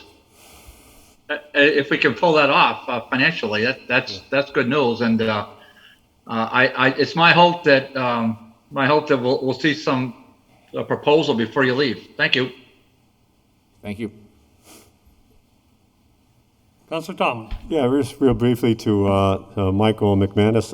Mike, how many during the summer on the IRB? How many employees approximately did you have on that IRB? On the IRB, had one. And this could be. This is an employee that maybe didn't get hurt at work, but could have been hurt like at home or outside of work. Or other medical conditions not related to an injury. Okay, so it was just one. So the other one is probably the people that are injured on the job then? I mean, to replace the people, right?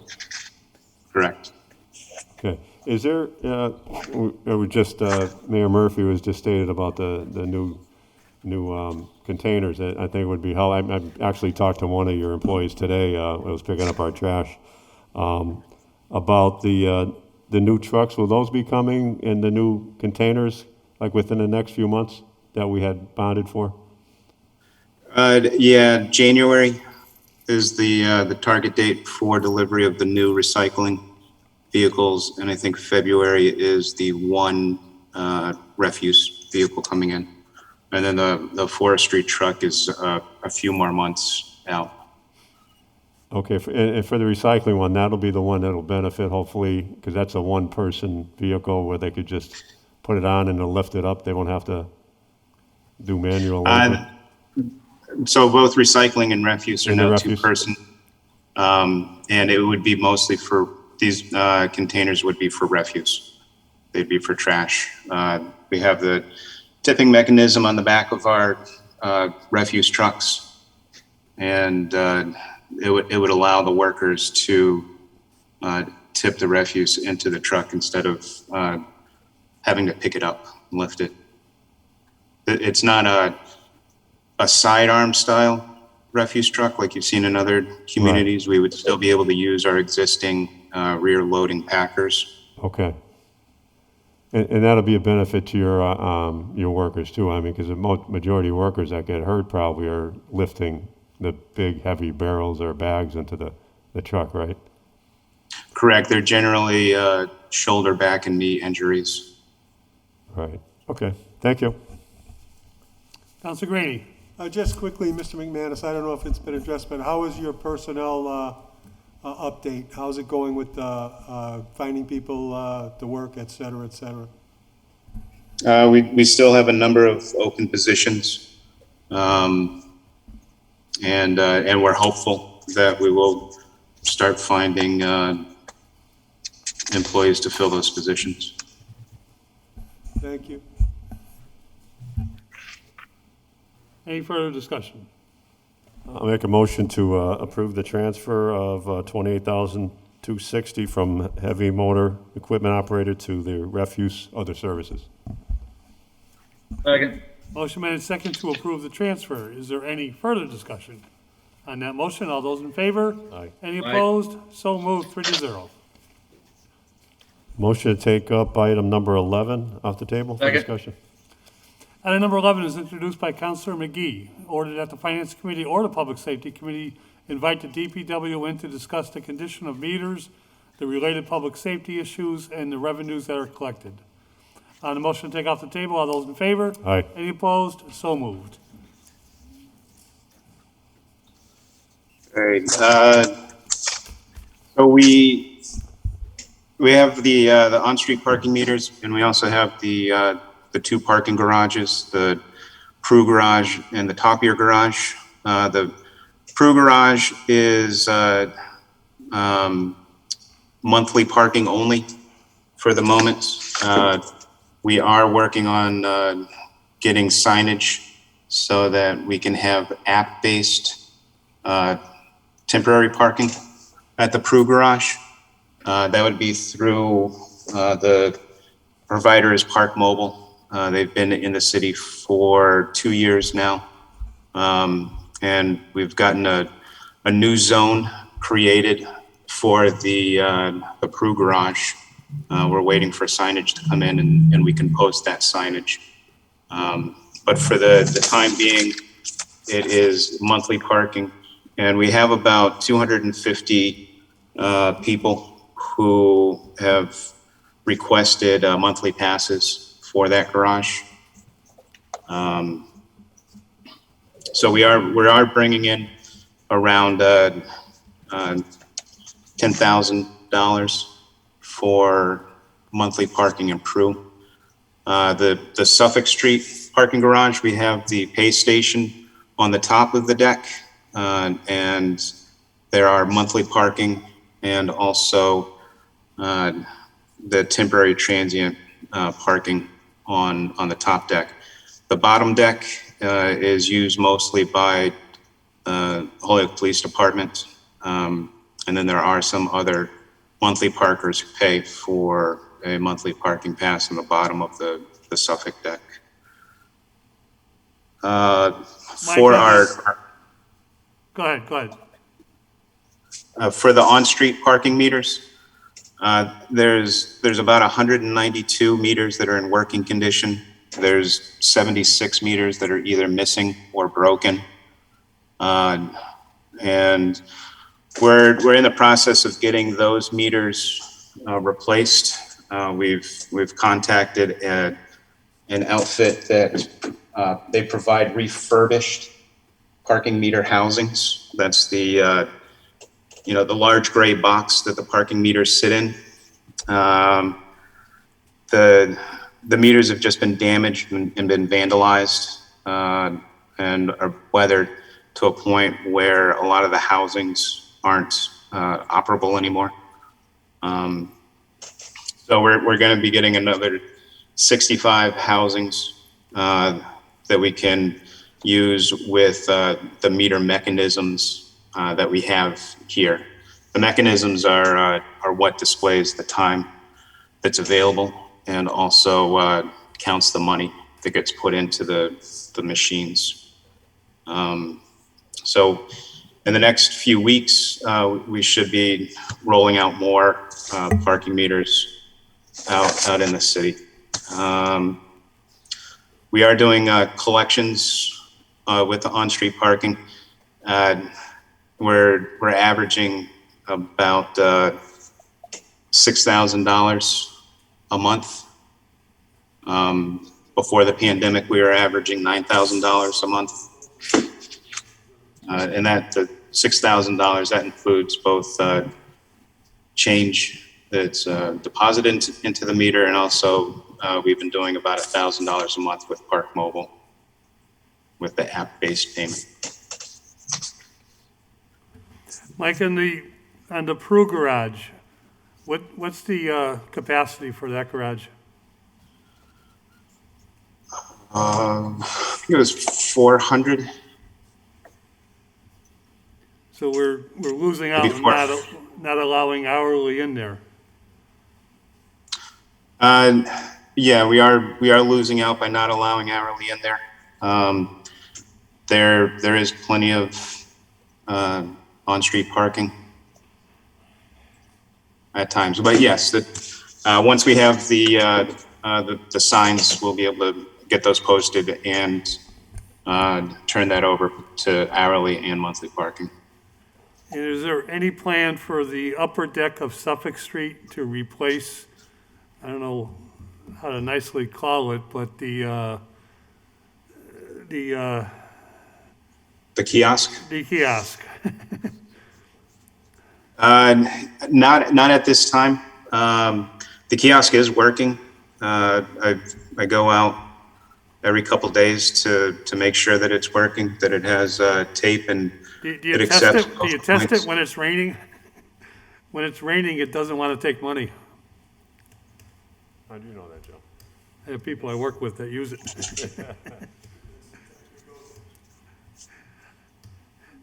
Mike, what about addition? We could look at replacing that. Those machines are more expensive. They're generally $8,000 to $12,000 a piece. I have talked with Aaron Vega to see if there's any way in using the casino mitigation money for tourism improvements to improve parking in the downtown area. We're going to try to pull together a grant application for that if it fits within the guidelines of tourism improvements for downtown and the casino mitigation fund.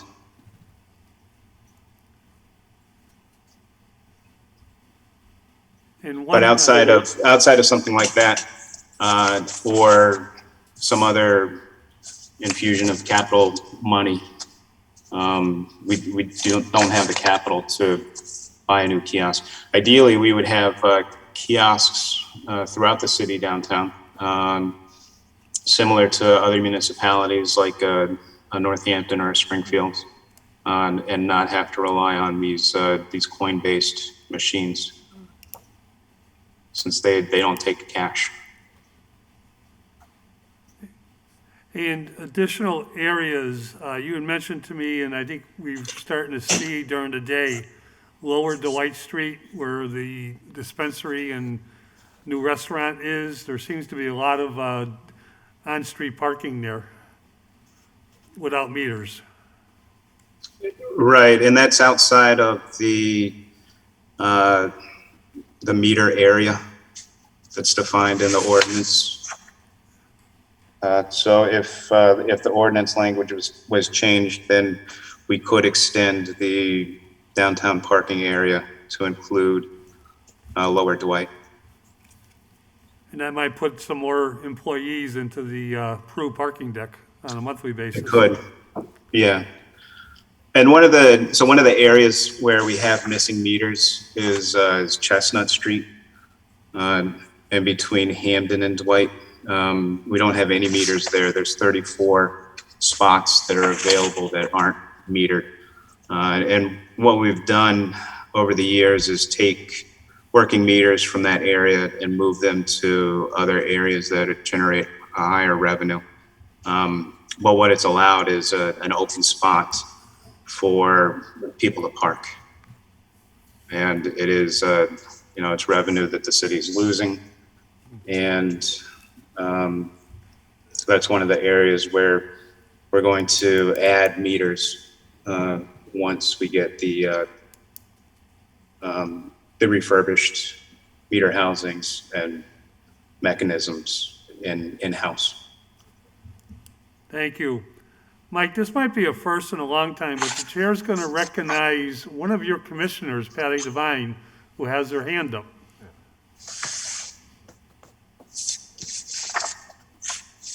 Thank you, Joe. Commissioner Devine. Hi, thank you. Just a couple of things I wanted to clarify.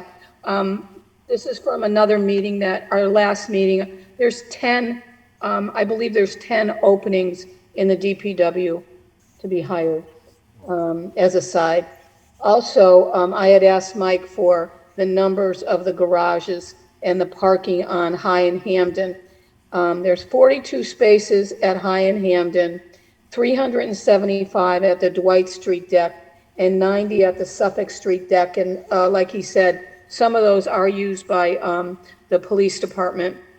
And I had asked Mike, I wanted to know, and he's kind of clarified a little bit, but I wanted to know, how many people have permits. Are they giving out permits now for monthly parkers like they used to give years ago? I'm not sure what they're doing now. But I was curious about, I happened to be at the post office one day and I went over Chestnut Street and by the former Holyoke Catholic, and every other meter, there isn't a meter on every other spot. So of course, people that work at the health center or work downtown are parking in those spots, so they get free parking all day long. Where if you go around the corner to Hamden Street between Chestnut and Maple, all those parking, all that's there are poles. And I noticed that 2 of the poles are bent completely over, which really, is a pretty dangerous situation, that they're bent over, somebody could get hurt. And of course, another question I have was, when you don't have meters on top of those poles, do they get damaged inside by rain or snow or whatever, since they're not covered with a meter? And I asked Mike about that, and he said that they don't usually, they did a study, and apparently there's not a lot of parking there. But I went by there another day, and every single spot was taken. And there's a 3-hour parking sign there, so I don't know if that's by ordinance or what it is. But I think we're losing revenue for sure. There's no doubt in my mind. And I had also asked, Mike had said that was underutilized when the parking meters were installed. Well, we've got the bus station, we've got the health center, we've got plenty of things going on downtown where those meters could be used. And he told me that they had done a study about those meters and different meters throughout the city. And I asked them for a copy of that study, and it turns out it wasn't really a formal study, and it was done June 13th, 2018. And I would ask Mike if he could send that to you so you could see what was collected back then in 2018, only $2,400. I don't know if that's a year, a month, what it is, but I really think that we need to, maybe table this until we get some more information and get those meters up and running, because again, I don't know what's going on in the garages, but a lot of people are getting free parking in downtown Holyoke. And I just think it's revenue that we're just throwing away as far as I'm concerned. Thank you, Commissioner. Councilor Graney. Yeah, just quickly through the chair, if I could ask Commissioner Devine a question. Is it possible that or the mayor, there's a possibility that there's a company out there that would replace and repair our meters and operate on a percentage of the money that's collected in those meters, which would take some of it out of the hands of the city, put it in the place of a private company to run those meters, yet the city would control the money and offer a percentage of the revenue to that particular company. I don't know if such a company exists, but maybe it's something we could research. if I can, Mr. Chair. Mayor Murphy? So, one of the things we talked about last night at the ordinance committee was to try to have a task force to kind of go over downtown parking and to do all the things, and I certainly can include that as part of that discussion, Councilor Graney, in terms of, is there either a company that can help us do it or our ability for us to do it. One thing I do want to make sure, Superintendent, if we can, when we do have parking meters that that are no longer standing and potentially we should either get them back standing upright or actually have them removed. And the other thing that we need to make sure of, if we are not going to, if we have an ordinance and we are removing meters which are part of that ordinance, we need to try to get those corrected as soon as we can. So either that or we need to amend the ordinance so that we are living up to whatever we are by ordinance expected to do. But I will, I don't know when I'll get to it, but I'll try to get to it and try to get a task force together to review all of these things and try to come up with a plan. And one of the things we talked about last night at ordinance was trying to find tenant parking. I know, and I do want to try to figure out both in the garages and other areas that we might be able to do permits for tenants so that they are able to feel comfortable with their parking arrangements downtown. So there's a variety of issues, certainly safety, and I know Councilor McGee had talked to me about some concerns about the meters being in a precarious position. So if we could get those corrected, Mike, I'd appreciate that. Those poles have been removed. Thank you. Thank you. Councilor Reagan? Thank you. I just wanted to make sure I understood what our monthly income on the Topier garage is. I might have missed that. 10,000? I thought that was Prue. Oh, Topier? Oh, I'm sorry. Mike? Mike, are you still with us? Mike, you're muted. Bear with me 1 second. Let me find the spreadsheet.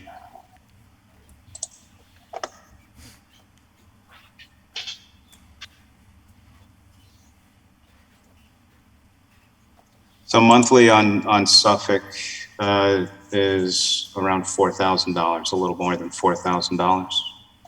Okay, thank you. And then can I just confirm, I thought I heard you mention earlier that you had approximately 65 refurbished meters coming in the next few weeks, and it sounded like those would replace a number of those that were mentioned tonight on the streets that have been missing for a while. Is that accurate?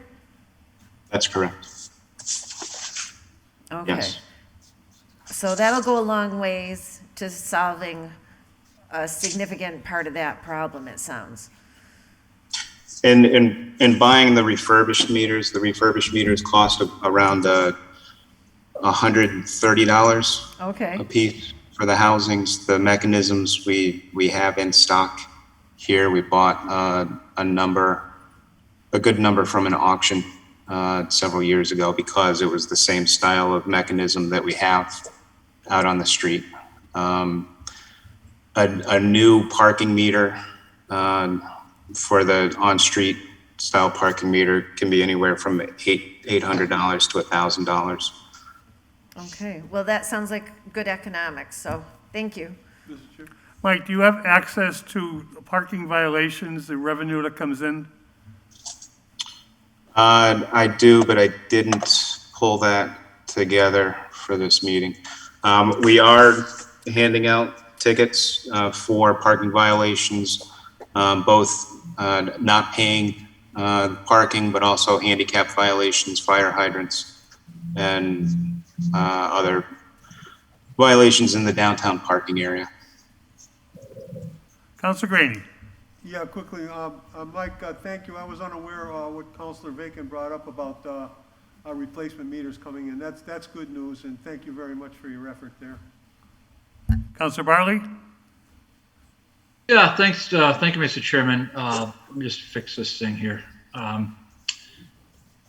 Yeah, just through the chair of the acting mayor, Terry, what I'm hearing is that, Commissioner Devine, sounds like she's got her arms around this pretty well. So, I mean, I know we're all hot to move on commissions and all that, but I mean, wouldn't it make sense if we would just consider having the commissioners of the Public Works Board just stay on top of this on a monthly basis and review it instead of having this whole big commission? I mean, they're there. It's their department. They're overseeing the superintendent. I mean, just food for, instead of having another commission that's gonna, whatever. It just, I don't know. It seems like you've got good people in place right here, right now, and this ought to be a monthly discussion on every single DPW Board of Public Works agenda. What's the monthly intake? Where are we with the repairs? Stay on top of it every single meeting. I frankly don't remember the last time I saw a Public Work Board minute.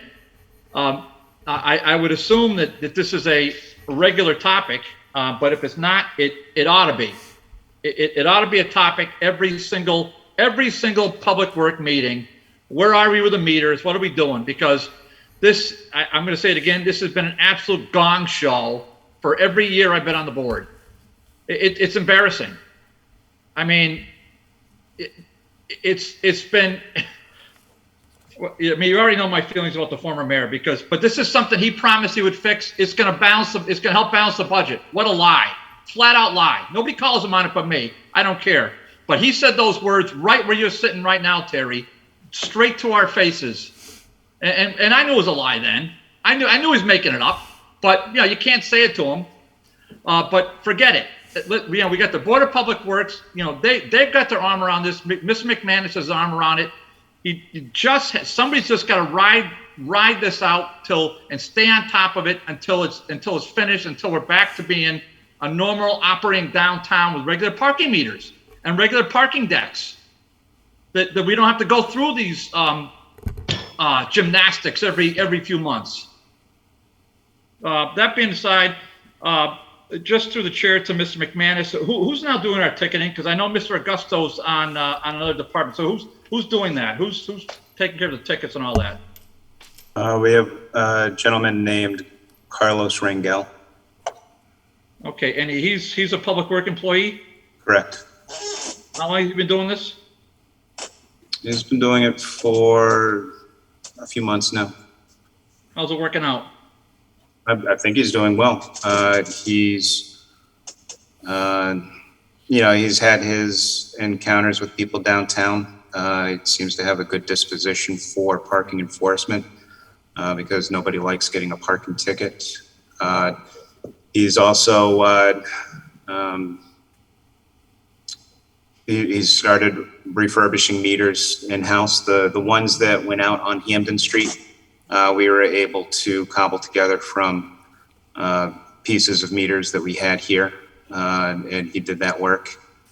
He's always checking the meters while he's doing his rounds and fixing any problems that he sees. Sometimes people like to stick bubblegum wrappers in the coin slot to prevent the usage of the meter, and he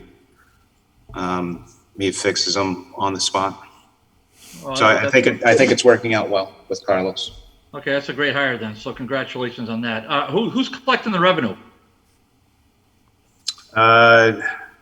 So for the on-street parking meters, Carlos and another DPW employee, they'll go around and collect them and then bring it to the bank and make the deposit. Okay, is HPD sometimes informed when they're doing this? We haven't historically informed HPD when we do it. Oh, okay, well, I'm just a thought. But you do what you have to do there. But it would be nice if they were told. But just as a heads up. But the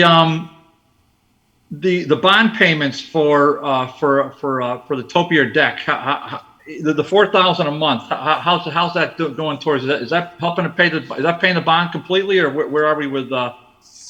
Where are you with that? No, it doesn't pay the bond payment.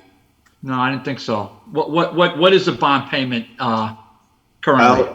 I'll have to get back to you on that. I know I've seen the debt schedule for the garage. I don't have that at my fingertips. No, maybe you or the city auditor could send us a communication on that. And do we still have a bond? Are we still paying bonds for the Mayor Prue garage? Yes. Okay, is that being covered by these monthly passes? It's got to be close. I believe it's closer than Topier. Okay, Topier. Yet I don't have the exact number for what the debt service schedule is for the Prue garage. Yeah. So just through the chair to Tanya, is she still? Let me see if she's. Yeah, she's still there. Tanya, okay. Is that something you could maybe prepare for the city council, give us some kind of an update, or at least give it to the mayor for the mayor's committee or the Board of Public Works for their review? Just, where are we on that? You're just interested in the bond payment, the debt?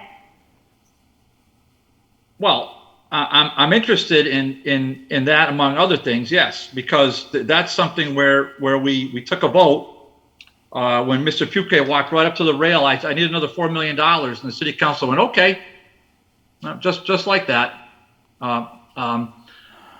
So I just want to get a vibration for all the councilors that voted a green light on that one. Just where are we with the debt service for that? Where are we with the bond payments? That's just kind of a regular update.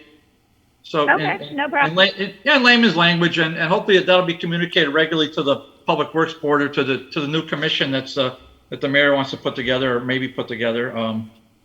So we can put this in real numbers. Just how serious a problem this is.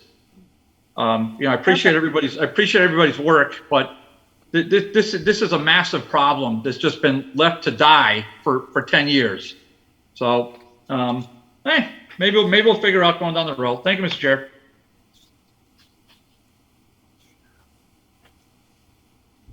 I'd just like to say a couple things myself. Number one, under bad circumstances, being the coming off of the COVID pandemic itself, where we know a lot of people worked remote and a lot of people stopped paying monthly parking, a lot of people stopped coming downtown using meters.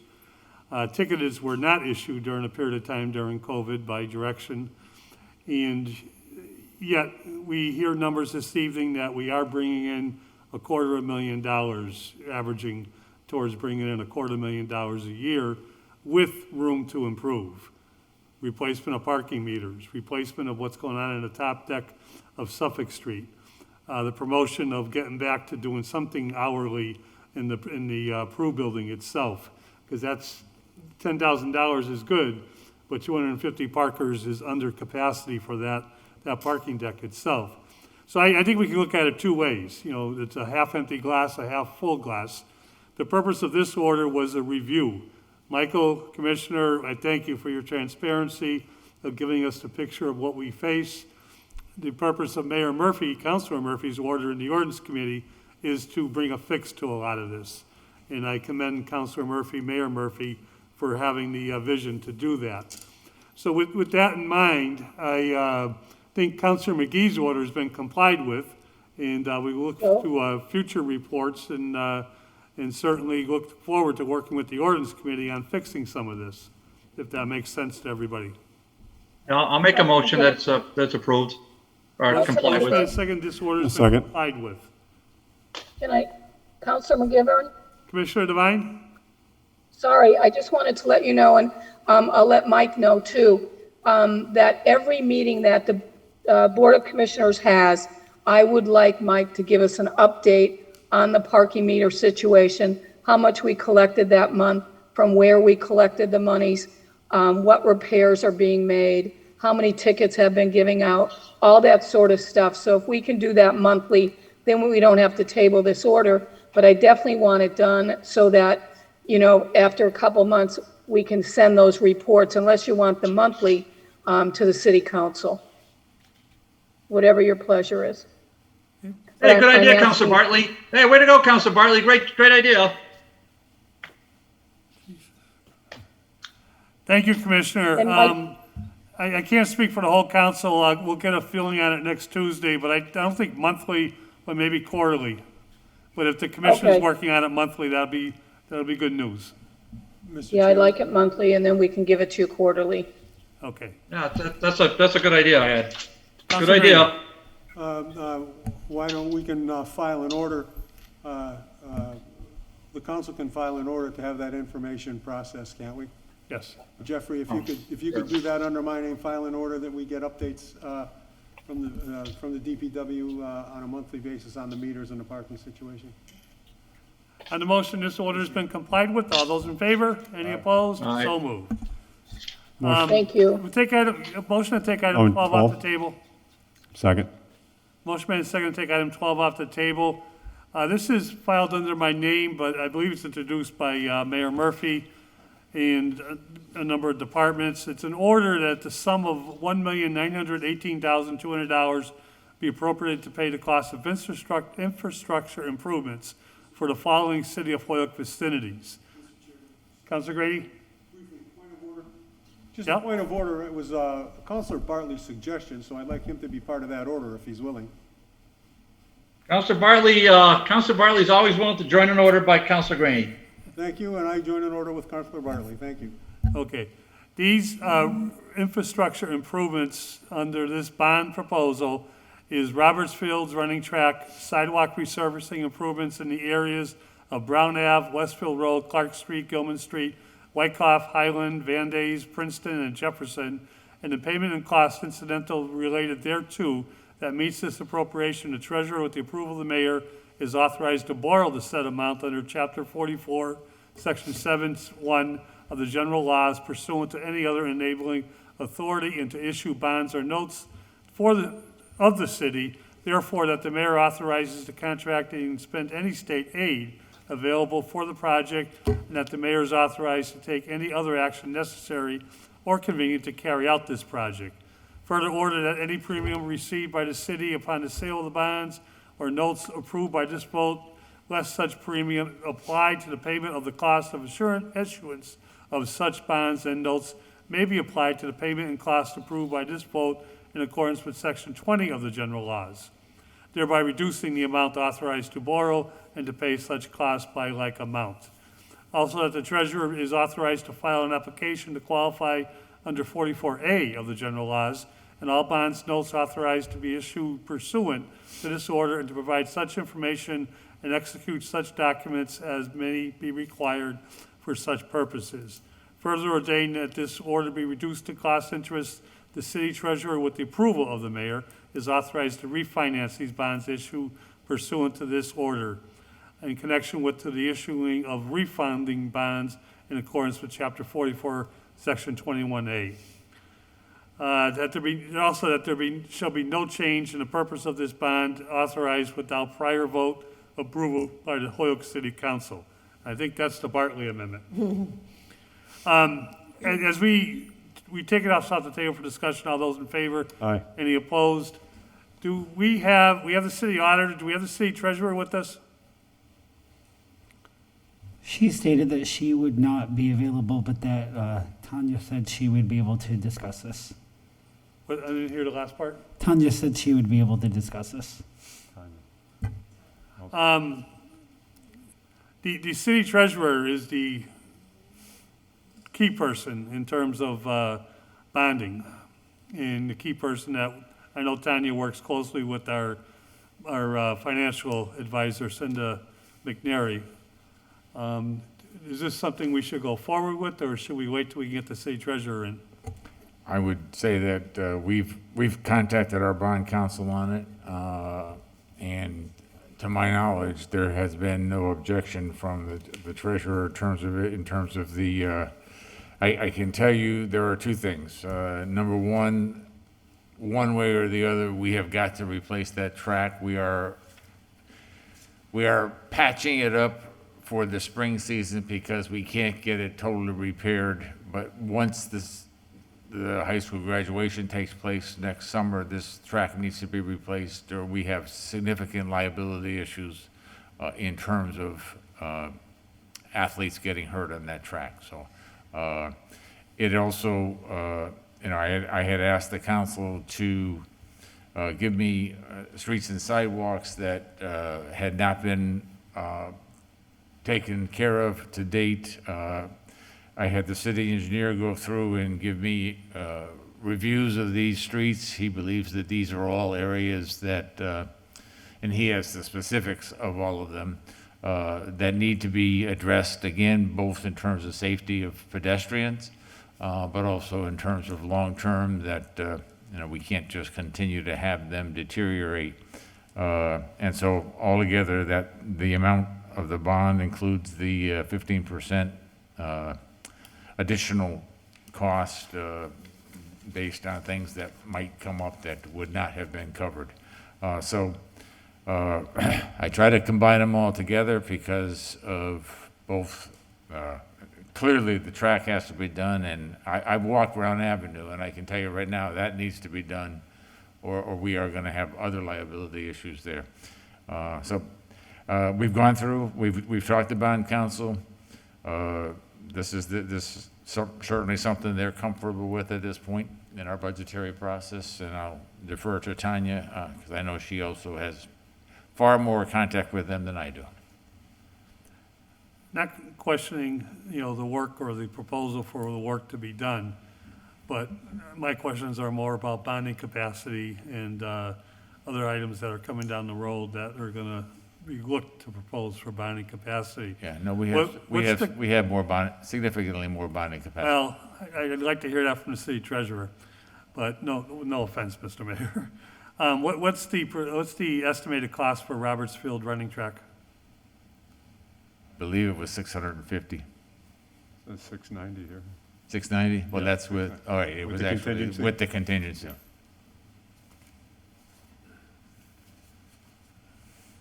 Our city auditor, would you like to chime in, Tanya?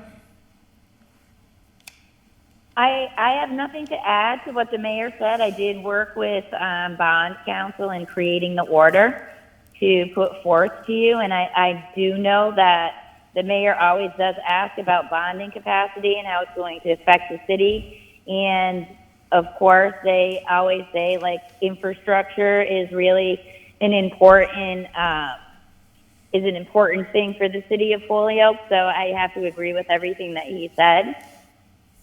That's about it. And when you say bond counsel, was it Cinder? Yep. I speak with Cinder and Abby both, actually.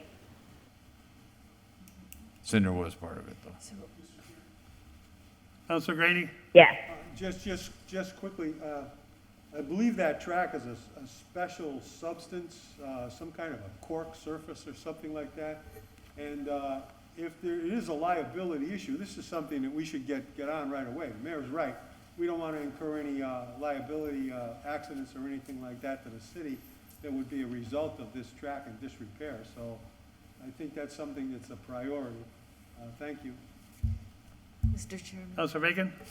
So I was trying to remember when we did that track, because it seemed to me there were problems soon after it was done. Is that the same track I'm thinking of?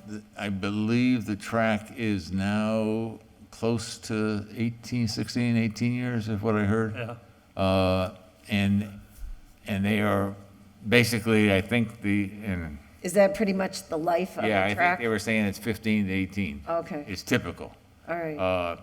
And we are trying to make sure that with the repairs we're doing, and the city engineer has worked out with certain contractors to make sure that it gets fixed up so that the areas that right now are the major liabilities would be resurfaced. But that doesn't cover the whole thing, and eventually, if we don't, the rest of the track is also going to deteriorate. So that is why, and the earliest we could get that done without eliminating the track season would be after graduation. Yeah, and if I may, Mr. Chair, that is like a special substance, a special type of track. Yeah, I can it's- remember, using it, and Yeah. when I was there at the high school teaching, I can remember Yeah. it was a special. No, it is a different, I don't know what it's called, but it is a different surface. I know that. I did walk it after we talked about it. And I know it's been brought up at school committee, it's been brought up by the athletic director, so.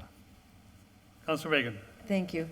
To follow up, my concern isn't that we have the capacity to bond for this now, but we've been talking now for over 2 years about the middle schools. What I am concerned about is that if we factored that in, we are pushing ourselves to the capacity if we seriously want to look at doing a school. Because every time we come up with 2 million, we're bringing ourselves closer and closer if we add that big project in, which, at least a good number of the counselors have been warm to. I'm just concerned we're putting ourselves potentially in a bind relative to that. If I can answer that, Mr. Chair. Mayor Murphy? So I've also spoken with bond counsel about that. Every time I come in with a bond proposal, I ask what the impact would be in relation to your original forecast regarding the middle school. So, and thus far, everything I have asked, still, we would be in a relatively comfortable position to still bond for the middle school based on the statistics that they had and based on the bonds that have been approved. Well, So, and I do ask, every time I do one of these, that's the first thing I ask. So what does this do in terms of that impact? And so far, the impact has been minimal in terms of that projection. all right, well, let's just hope the school cost doesn't go up like the gas prices are. The answer to part of the answer to Councilor Bacon's question on the track was, there were two areas that, the first area of concern was drainage on the grandstand side was a problem, but that was fixed and alleviated after so many years into it. The second was after a coach, who I will not mention his name, retired, that we got into a habit of not laying across the track. Yes. Where the teams came out of the locker room and played That's what I soccer, remembered. football, Okay. field hockey, whatever else. And there was a wear and tear in those two sections of the track itself, a little bit premature, but some people got, smarter people got together and corrected that also. And one of the greatest things, not just the material of the track, but Mayor Sullivan, when we were talking about this, said he wanted a soccer field in the middle. Not a football field is much, the width of football field is narrower. He wanted a soccer field. That is a collegiate soccer field size, which is very unusual in any community, in any high school setting itself. Not only that, but the way he did it is the track is a European design, which is why we have rounder curves on each end of the track as the runners go around, something that you don't see too often in the United States itself. And that's how we lost South Elm Street? Yeah. South Elm Street. Anyways, all good points and all good history, but that facility is, lasted, close to 18, 19 years, and a lot of good has come of it. Number one, for our students and high school athletes. Number two, for the community at large. And number three, I think it's one of the good flags of the city of Holyoke. My question to bond counsel, and I'm in favor of doing a track, is we're bonding for streets that need to be done. There's no question to that. But the resurfacing and restructuring of sidewalks and streets are going to be done more than once during the course of a 20-year bond. So we'll still be paying for these streets, and we'll be needing to redo them 10, 15 years down the road, if you catch my point. That's why I get concerned about, certain, infrastructure bonding is a good thing when you know that, the bond, what we do is going to last, 15, 18, 20 years. But when you pay for something that you're still paying for and it needs to be redone again, that compounds the problem down the road for future generations. That would be my question to someone. Tanya, can you answer that one?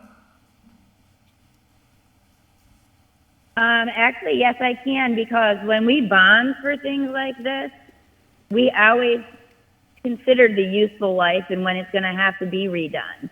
So we are not going to take this bond out for 15 or 20 years. We're going to look at what the payment's going to be for 7 years or 5 years, and we consider, what we can afford within our city budget before we decide how many years we're going to take this bond on for. And when I know what I've been doing in with the city treasurer is we're always trying to bond for the least amount of time, because the faster we can get those bonds off of our debt schedule, the faster we can do other things as well. So we always do consider the useful life. Well, that answers my question. See why we pay you the big bucks? Yeah. Is there any further discussion? Councilor Bartley? Yeah, I tend to agree with, in fact, and I heard what Councilor McGivern say, he really disagrees with me, but I really disagree with the finance chair. And I'm not disagreeing now. In fact, I'm kind of curious as to why our treasurer, just through the chair to the administrative assistant, was our treasurer invited, Jeff? She was just not available. I will take the blame of not inviting her soon enough.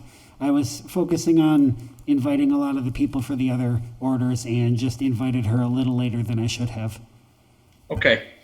I'm just wondering if because I would like to vote on this tonight, but if the finance chair, and I don't doubt it, has specific questions for the treasurer, especially bonding capacity, they ought to be answered in a communication to us. If we can't be present tonight and answer in person, we ought to be able to at least send a communication to the finance chair or to you, Jeff, and to disseminate it to the city council. So I'm going to make a motion that we refer that question to the treasurer relative to the finance chair's questions relative to bonding capacity. Obviously, I heard what the mayor said and I heard what the auditor says, but Joe's right. We're supposed to hear from the treasurer on this stuff. So if perhaps if I could get a second on that motion, we could send a communication. We could send a referral to her so she could send a communication to us on our bonding capacity. Councilor, may I ask you one question? Are we anticipating we could get that letter by next Tuesday? Yes. Okay. No, and then we could vote this out. I'm anticipating. I would say we're demanding it. Thank you. You got the question, Joe. I mean, you raised the question, but I agree with you. No, I'm listening. I hear you. Councilor Thomas? No, I was just going to second that. Okay, the motion made and seconded that we refer a communication to our city treasurer to ask us to answer the questions of bonding capacity in writing prior to our city council meeting next Tuesday as it relates to this proposed bond in front of us. I liked, Councilor Bartley, I really liked our city auditor's answer in terms of less years. And that calms some of my feelings or my questions where I was going. That's why I'm not changing. I'm still, like to hear from bond counsel and city treasurers when we do any bonding. The auditor certainly is more than capable of answering questions, but, they read the language. The treasurer and the mayor have a lot of responsibilities down the road for all bonds together. So I just like to hear from them. But thank you. We'll send that communication. Everybody in agreement? All those in favor? Aye. Any opposed? Aye. And Then I'll make a motion. Go ahead, Dave. Sorry. Go ahead, David. Well, Pete, I'll just say to you, I'm just going to make a motion that we recommend this for approval to the full city council. I'll second that. Motion made and second to recommend approval of this to the full city council. All those in favor? Aye. Any opposed? Aye. So moved. Thank you. Motion to take item number 13 off the table for Second. discussion. Motion made and second to take item number 13 off the table for discussion. Introduced under the finance chair's name that $147,734.23 be authorized, I believe it's appropriated, for other expenses. Off the table for discussion first, all those in favor? Any Aye. opposed? So moved. Mayor Murphy, did you want to, you gave me a little insight to this. Did you want to start the conversation here? Yeah, this is. And then I believe we have from the schools, Yeah, this. Yes, Anthony Soto, our superintendent receiver, welcome. And I think the principal of Dean is also with us, or was. Principal Gates? I'm here. How you doing tonight? Hi, thank you. Welcome both. I'm going to let the mayor speak first, and then we'll turn it over to whoever wishes to speak for the schools. Yeah, first of all, I thank them for staying. I know it's been a long night, but we met about 2 weeks ago, I think, or something along that lines. We met in the last few weeks. They had an auction of some supplies that were from previous vocational opportunities, and the proceeds ended up coming into the city's general fund, and the hope of the principal and the people from the school system was that we might be able to use that money to basically provide equipment on the vocational labs that are still there and taking place. So, and I asked them to come up with their list of things, and so that we have a clear understanding of what they're looking to purchase and why they're looking to purchase it. And I know Tanya had suggested this is the way to go about it, so that's basically what we've done. And I appreciate their coming to meet with me to clarify what was happening. So that's what I know about it. Thank you. Anthony, Principal Gates, did you want to say something? Yeah, sure. I just want to thank the council for having us today. I want to thank Mr. Gates and Lori Dennis for being here and sticking through this for 3 hours. Al Gates has a baby on the way coming tomorrow, so this is how he chose to spend his night before being a new father. Or not a new father, but the mayor laid it out pretty well. A shop that vocational program that we used to have was Metal Fab, and the school organized a surplus sale of, we closed that shop a few years ago when our enrollment was really down. I think that this administration, Al Gates and Lori, has really turned Dean Vocational around. We went from having 183 kids before they came on board to now having almost 400 students, and we have students on the wait list, really wanting to get into Dean, and it's really a testament to the work of Al and his team over there. So they organized the surplus sale of some of the equipment. A lot of it was scrap metal, and the city was holding on to the check for the amount of what you see in front of you today. And Al worked with his team and to figure out a way how those resources could be allocated to the other shops that we still do have, like culinary arts, carpentry, and other shops. So I'll let Al talk about how those funds are going to be used if it be the will of the body. And I just want to thank him for being here tonight, fighting for our funds for our students. Al, welcome, and I wish we knew we would have got you ahead on the agenda. No, that's all right. It's been great to just sit back and take it all in, and it's the most peaceful 3 hours I've had in a long time because I got little ones here too. You are a diplomat. Thank you, Anthony, as well, and thank you for having us in the finance committee, and thank you, Lori, for hanging too. And she may want to elaborate. And I did share this document. I'm not sure we're live and in person, so I'll just if you want, I'll just go through a few of the items that we're hoping to to purchase if we do have these funds come back to the school. So the Metal Fab space was the original reason, because when it closed in a few years back, that space has been there, and since we've grown, we're looking for more opportunities for our students to collaborate on projects. Our electrical and carpentry right now are in need of a space, so we wanted to use that Metal Fab space in order to have the opportunity, to build life-size, kind of small 2-story houses, which gets at some of the competencies that we haven't been able to get at when they're working in their singular shop. So, there's scaffolding and there's a lot of different equipment that would go into this, and we now have the space because a lot of the scrap metal and other big kind of pieces of equipment in there are now removed. So that's a $39,000 project in order to get that space moving, and we think it can happen pretty quick. And electrical and carpentry can then collaborate, and they can really pick up skills they haven't picked up before. And those two shops are pretty much fully enrolled. So the students are excited. It's something we've been talking about for a couple of years now.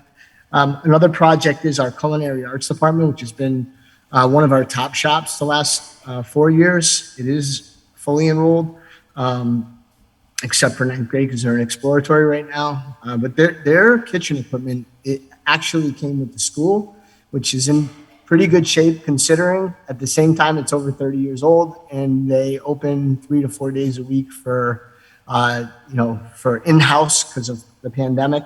And we have plans to go outside of Dean, obviously, and get bigger. But they're in need of new kitchen equipment and have proven to be a shop that is year in, year out. Even when we were at 180 students, like Anthony said, they had like 13 students at a grade level. So, and that's a $44,000 on the light end dollar project, just to replace the kitchen equipment in there.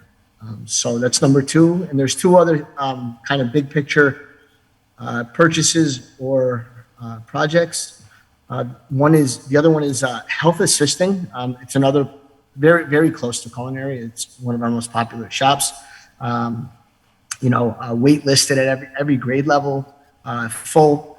And, it's time for an update. So Lori has done a nice job of working with our other vocational instructors to figure out what the best purchase was. And there's a CNA trainer, which is like a package that would come in and includes, gets at like live trainers and, mannequins that are, gives you a real life experience without having to go out, which they'll do as well with clinical, but it would allow underclassmen as well to have tremendous experience in the 10th grade and even to exploratory. So, and that's a $38,000 purchase. And then last, but certainly not least, this is one that's pending approval from, Mr. Soto and company, but we really we've kind of moved around some stuff out of a storage space, and we're looking to build a career center slash kind of student planning room.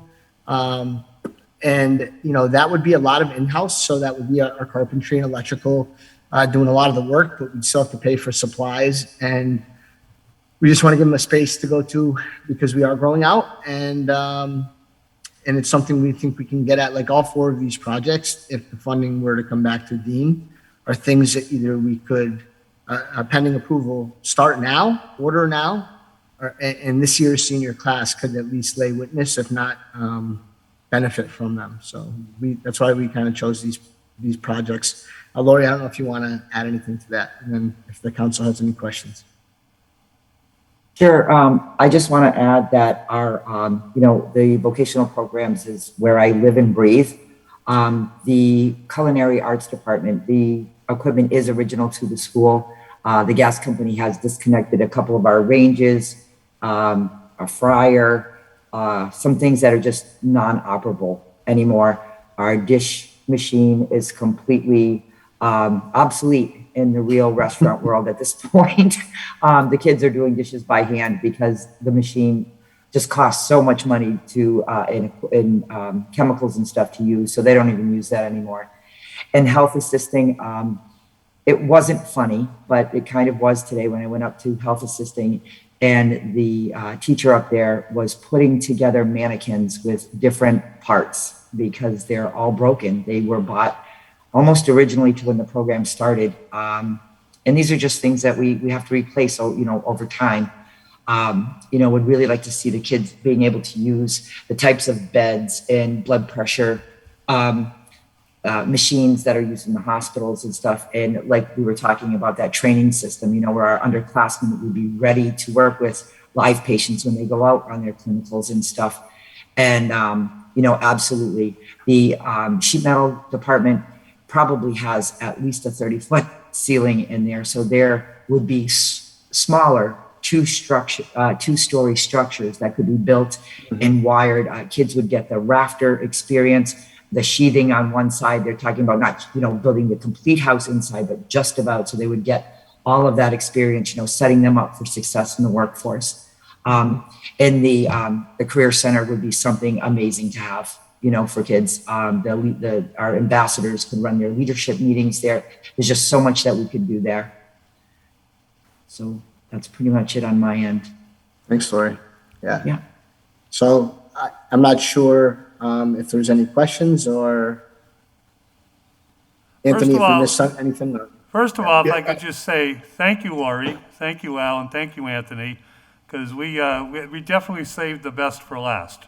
Well, nice presentation. And the only question I have, and I am sure it was done correctly, but Tanya, was the sale done correctly? Yes, they've done everything correctly. Okay, and this vote will solidify the sale of city property. Yes, because what the law says is that money needs to go into the general fund, but we want for the school to be able to purchase the equipment that they need. Thank you. That's the answer I was looking for. I knew you always have the answer I'm looking for. You're welcome. Yeah, just quickly, if I may address Mr. Soto or Mr. Gates.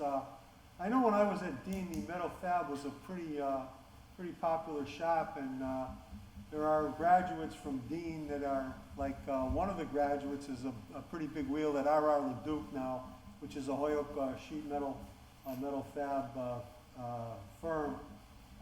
So I'm surprised that shop is no longer in need. But the equipment that was in that shop was state-of-the-art equipment at the time.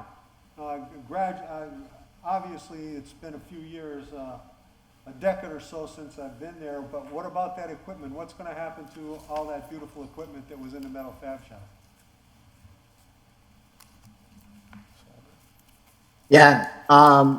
So the equipment that was in metal fabrication, there was majority of it was sold at the public auction, and there are still pieces that are left over.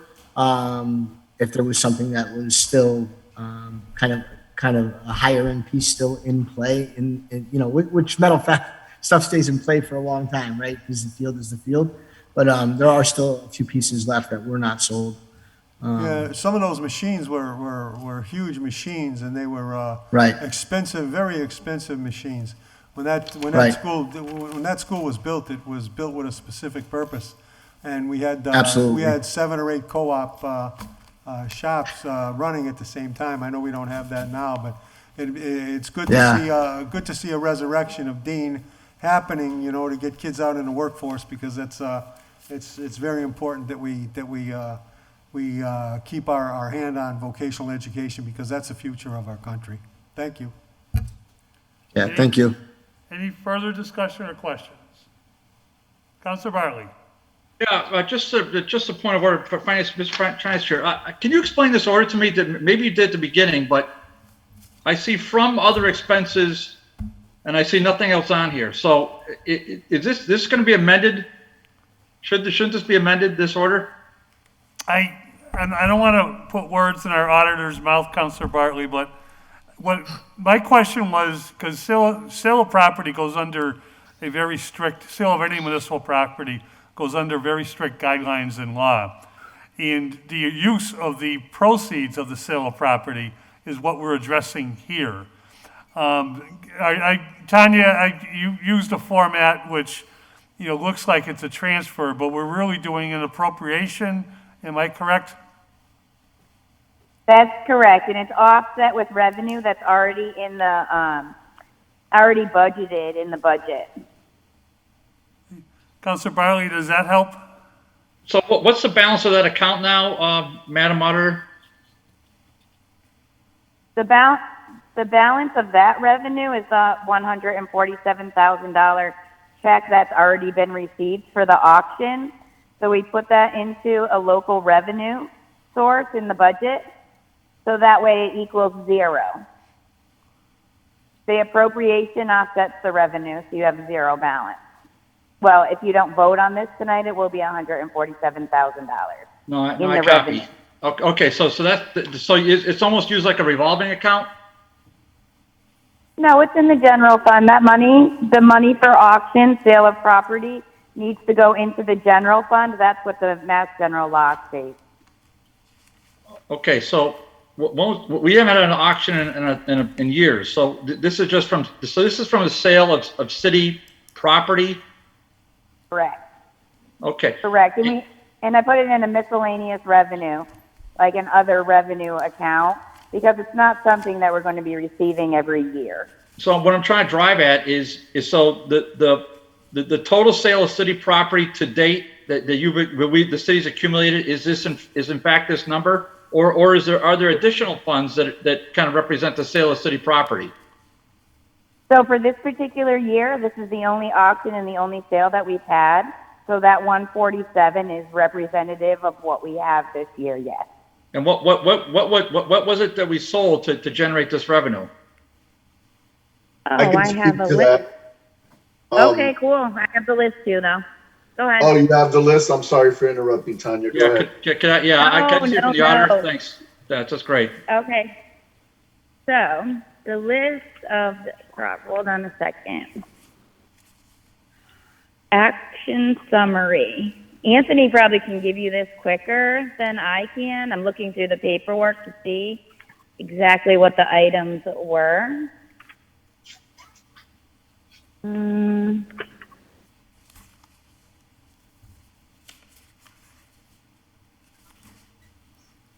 know what? I'm sorry, I can't find. I do have all the documentation. I just can't find the individual pieces of equipment. Do you mind if Anthony helps? No, I don't mind. If you got the information, Mr. Soto, go ahead. Yeah, Councilor Gartley, I don't have the every item that was sold, but what that was is we had a shop that is due to under enrollment, we had to close. So it's the equipment that we had in that shop. Most of the equipment, or a lot of the equipment and scrap metal that we did sell was purchased with Perkins money, except for some of the stuff that was original to the building. So it was items in our metal fabrication shop that were no longer in use. It's just been sitting there for the last at least 3 or 4 years because we didn't have we don't offer that program to students anymore. Back when our enrollment was much higher, when I was at Dean, it was one of those shops that was more enrolled. But when 5 years ago when we came here, our enrollment was all the way down to 183 students. So we couldn't really sustain the number of shops that we had. I mean, we had shops with 2 students in the shop. So we really looked at the market. We did a study on the market on like what the highest paying jobs are out there in the region, what our students interested in, and decided to close a few of our shops and keep the ones that made sense open. And that equipment has just been sitting there, scrap metal and some machinery in the metal fabrication shop. Okay, and so in it's your opinion, Mr. Soto, that this is the highest and best use for these funds? Oh, absolutely. I mean, I'd love for our students to be able to build model homes in those spaces. I'd love for our students to have a career center. I'd desperately love to replace some of the equipment in our culinary department that is no longer functional. Now that there's just been a huge turnaround at Dean Vocational, and for years it's been neglected, and we're finally we're really on the rise. I mean, I can't express enough. I've been doing listening tours, and the majority of the students that I meet with, I can't tell you enough about how much I hear that it's hard to get into Dean, and I want to get into Dean, and you need to make it easier for me to get into Dean. That was not the narrative 5 years ago. 5 years ago, Dean was was not a place where kids wanted to go. It was where kids that couldn't go to high school, the Holyoke High, were ended up, unfortunately. And this, the turnaround has just been incredible. And I think we need to ride this momentum. We need to figure out a way to continue to take on more students at Dean. And in order to do that, we're going to have to invest in these shops so that they're working with modern equipment and they're learning with modern equipment. Okay. All right. And then just as a small aside, so you're aware of what Mayor Murphy, Acting Mayor Murphy, and I are attempting to do at the corner of St. Vincent and Ingleside Avenue, are you not? I am aware, yes. Okay, and we had I presume that the school committee members that were present in a meeting with me about a week ago brought you up to speed with some of the ideas that I presented to them. They're my ideas that I presented to them relative to how we can move this forward. I'm not sure specifically what you're talking about, but I did hear you speak at the meeting. Right. Well, it was essentially just bear with for a second, Mr. Chair. Yeah. So the idea would be to build these houses, to get the school committee involved with the RFP, and to get dean students involved with the hands-on building of new homes. Those are the ideas I brought specifically to the attention of the school board members who were there. Now, whether or not they conveyed that to you, I have no idea. I assume they will at Monday's meeting, and that perhaps we could consider moving this forward, because you have a corner 3 lots up there, potentially per the city engineer, completely useless, overgrown with thickets you couldn't walk through unless you had a chainsaw, and loaded with until I cleaned it out, loaded with recycling and other trash that I cleaned out myself. So the hope is that now you have some summary that when the meeting goes on, and I see 2 of the professionals here now. I know one's in culinary, but perhaps one's in other departments, that we can that we could all kind of rally behind this is the hope. And I know Acting Mayor Murphy's been championing this, but it was my idea that I brought, and I want to see if this can get a little better hearing than what we heard, what I heard anyhow at the last school board meeting when this was brought up. It was a little uneven, the presentation. So I'm hopeful that this will be more cogent, and the professionals that are here listening to us. And again, I appreciate your being at the meeting, but yeah. We're not that we're volunteers, but we're paid $10,000 a year to sit through all these and participate in big decisions. So I don't exactly love it. I could be doing other things too, just for the record. Okay, so this is not the joy of my life to be here at a Zoom meeting for going on hour number 4. So just so we're aware. But yes, okay. So you answered my questions, Mr. Finance Chair. I'm all set. Thank you. Thank you, Councilor Bartley, for bringing us into hour number 4. That's my job. Yeah. Any further discussion? I just have Councilor Bacon. Just quickly, I'm in support of this. I do want to note that 10 years ago, the Dean School had a lot going on, and there was a high degree of pride in the graduation of that school. So I'm very happy to see that it's coming back, because I always saw it as a very important part of our high school system. And so I think this is a very good thing for our city, and I want to support the continuation of it in a strong way. Thank you. Mr. Chair. Point very well taken, and I think if you noted when our superintendent receiver was on Zoom, behind his back was a basketball jacket that I know who that belonged to. Right, Mr. Superintendent? Doesn't fit me anymore, but but yes, that's original. It's not a replica. Well done. Councilor Graney. Yeah, just quickly, when I was at Dean, it's been 18, 20 years since I retired, but it was a very vibrant school. We placed students all over the city, and we have a lot of success stories that came out of Dean, including Mr. Soto himself. So It was a vibrant school, and I'd love to see it get back to becoming the vibrant school that it was. Thank you. Back in the day, On the Mayor motion. Murphy, our chair of finance was Raymond Fair, who was very proud to lead the Board of Aldermen in the financing of Dean School. And that's, I think that is off the depth rolls, I hope. But that was, seems like yesterday. It was well done. Any further discussion? On the motion. Motion on the floor is to, with the motion on the floor is to adopt the transfer appropriation of $147,734.23 to be used in the other expenses line item for the purposes as outlined this evening. If there's no further discussion, all those in favor? Aye. Any Aye. opposed? So moved, passes 3-0. Thank you again, everybody. Well done. Thank you very much. We look forward to Good coming luck. back Thank soon. you. Thank you so much. Our students Thank are going you. to be so happy, and they So happy. appreciate you. Congratulations, Alan. Thank you.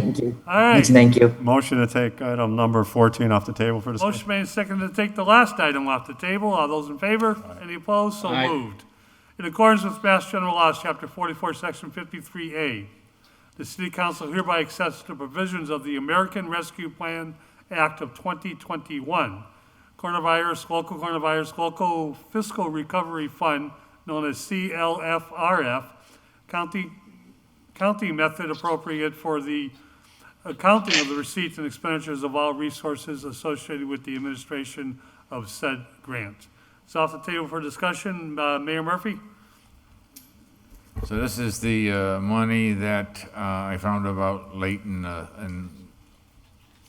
August or somewhere in that ballpark. We were getting $3.89 million this year, and then we're going to get another $3.89 million next year.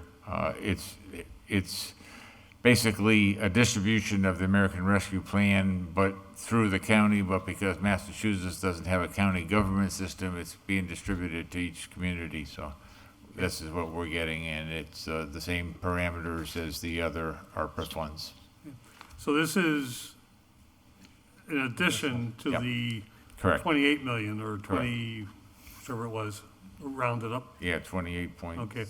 And is it your intentions to proceed similar the way you proceeded with the Yeah, first round? we've already had the Citizens Advisory Council. We actually presented that recommendation to the City Council at our last meeting, and I've made my recommendations, and so the process is similar.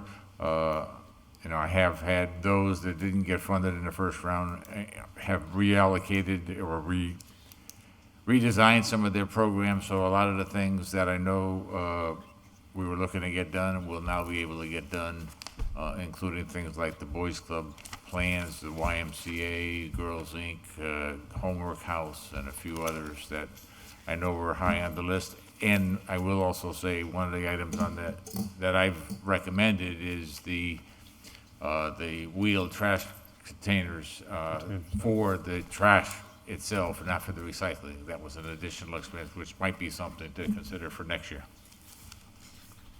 But this is just the city council accepting this money. Councilor Bacon? And I understand this is just for the city council to accept the funds, but this is the kind of thing I was thinking about when we were looking at the nurse in the public health department, if that could be brought to bear on that at all. No. It does not appear that I can. That's what you can't use? Yeah. Okay. Yeah, I mean, yeah, it doesn't, I mean, we're still trying to get all the parameters out, and we're still learning. I mean, I will tell you, every time, you know, we're looking pretty good, and then we got a couple of things that they said, well, no, you can't do that now. Okay. So, and I would definitely like to do something if I can, so. All right. I don't want to sound like a broken record, but. I'll still Yeah. just say infrastructure.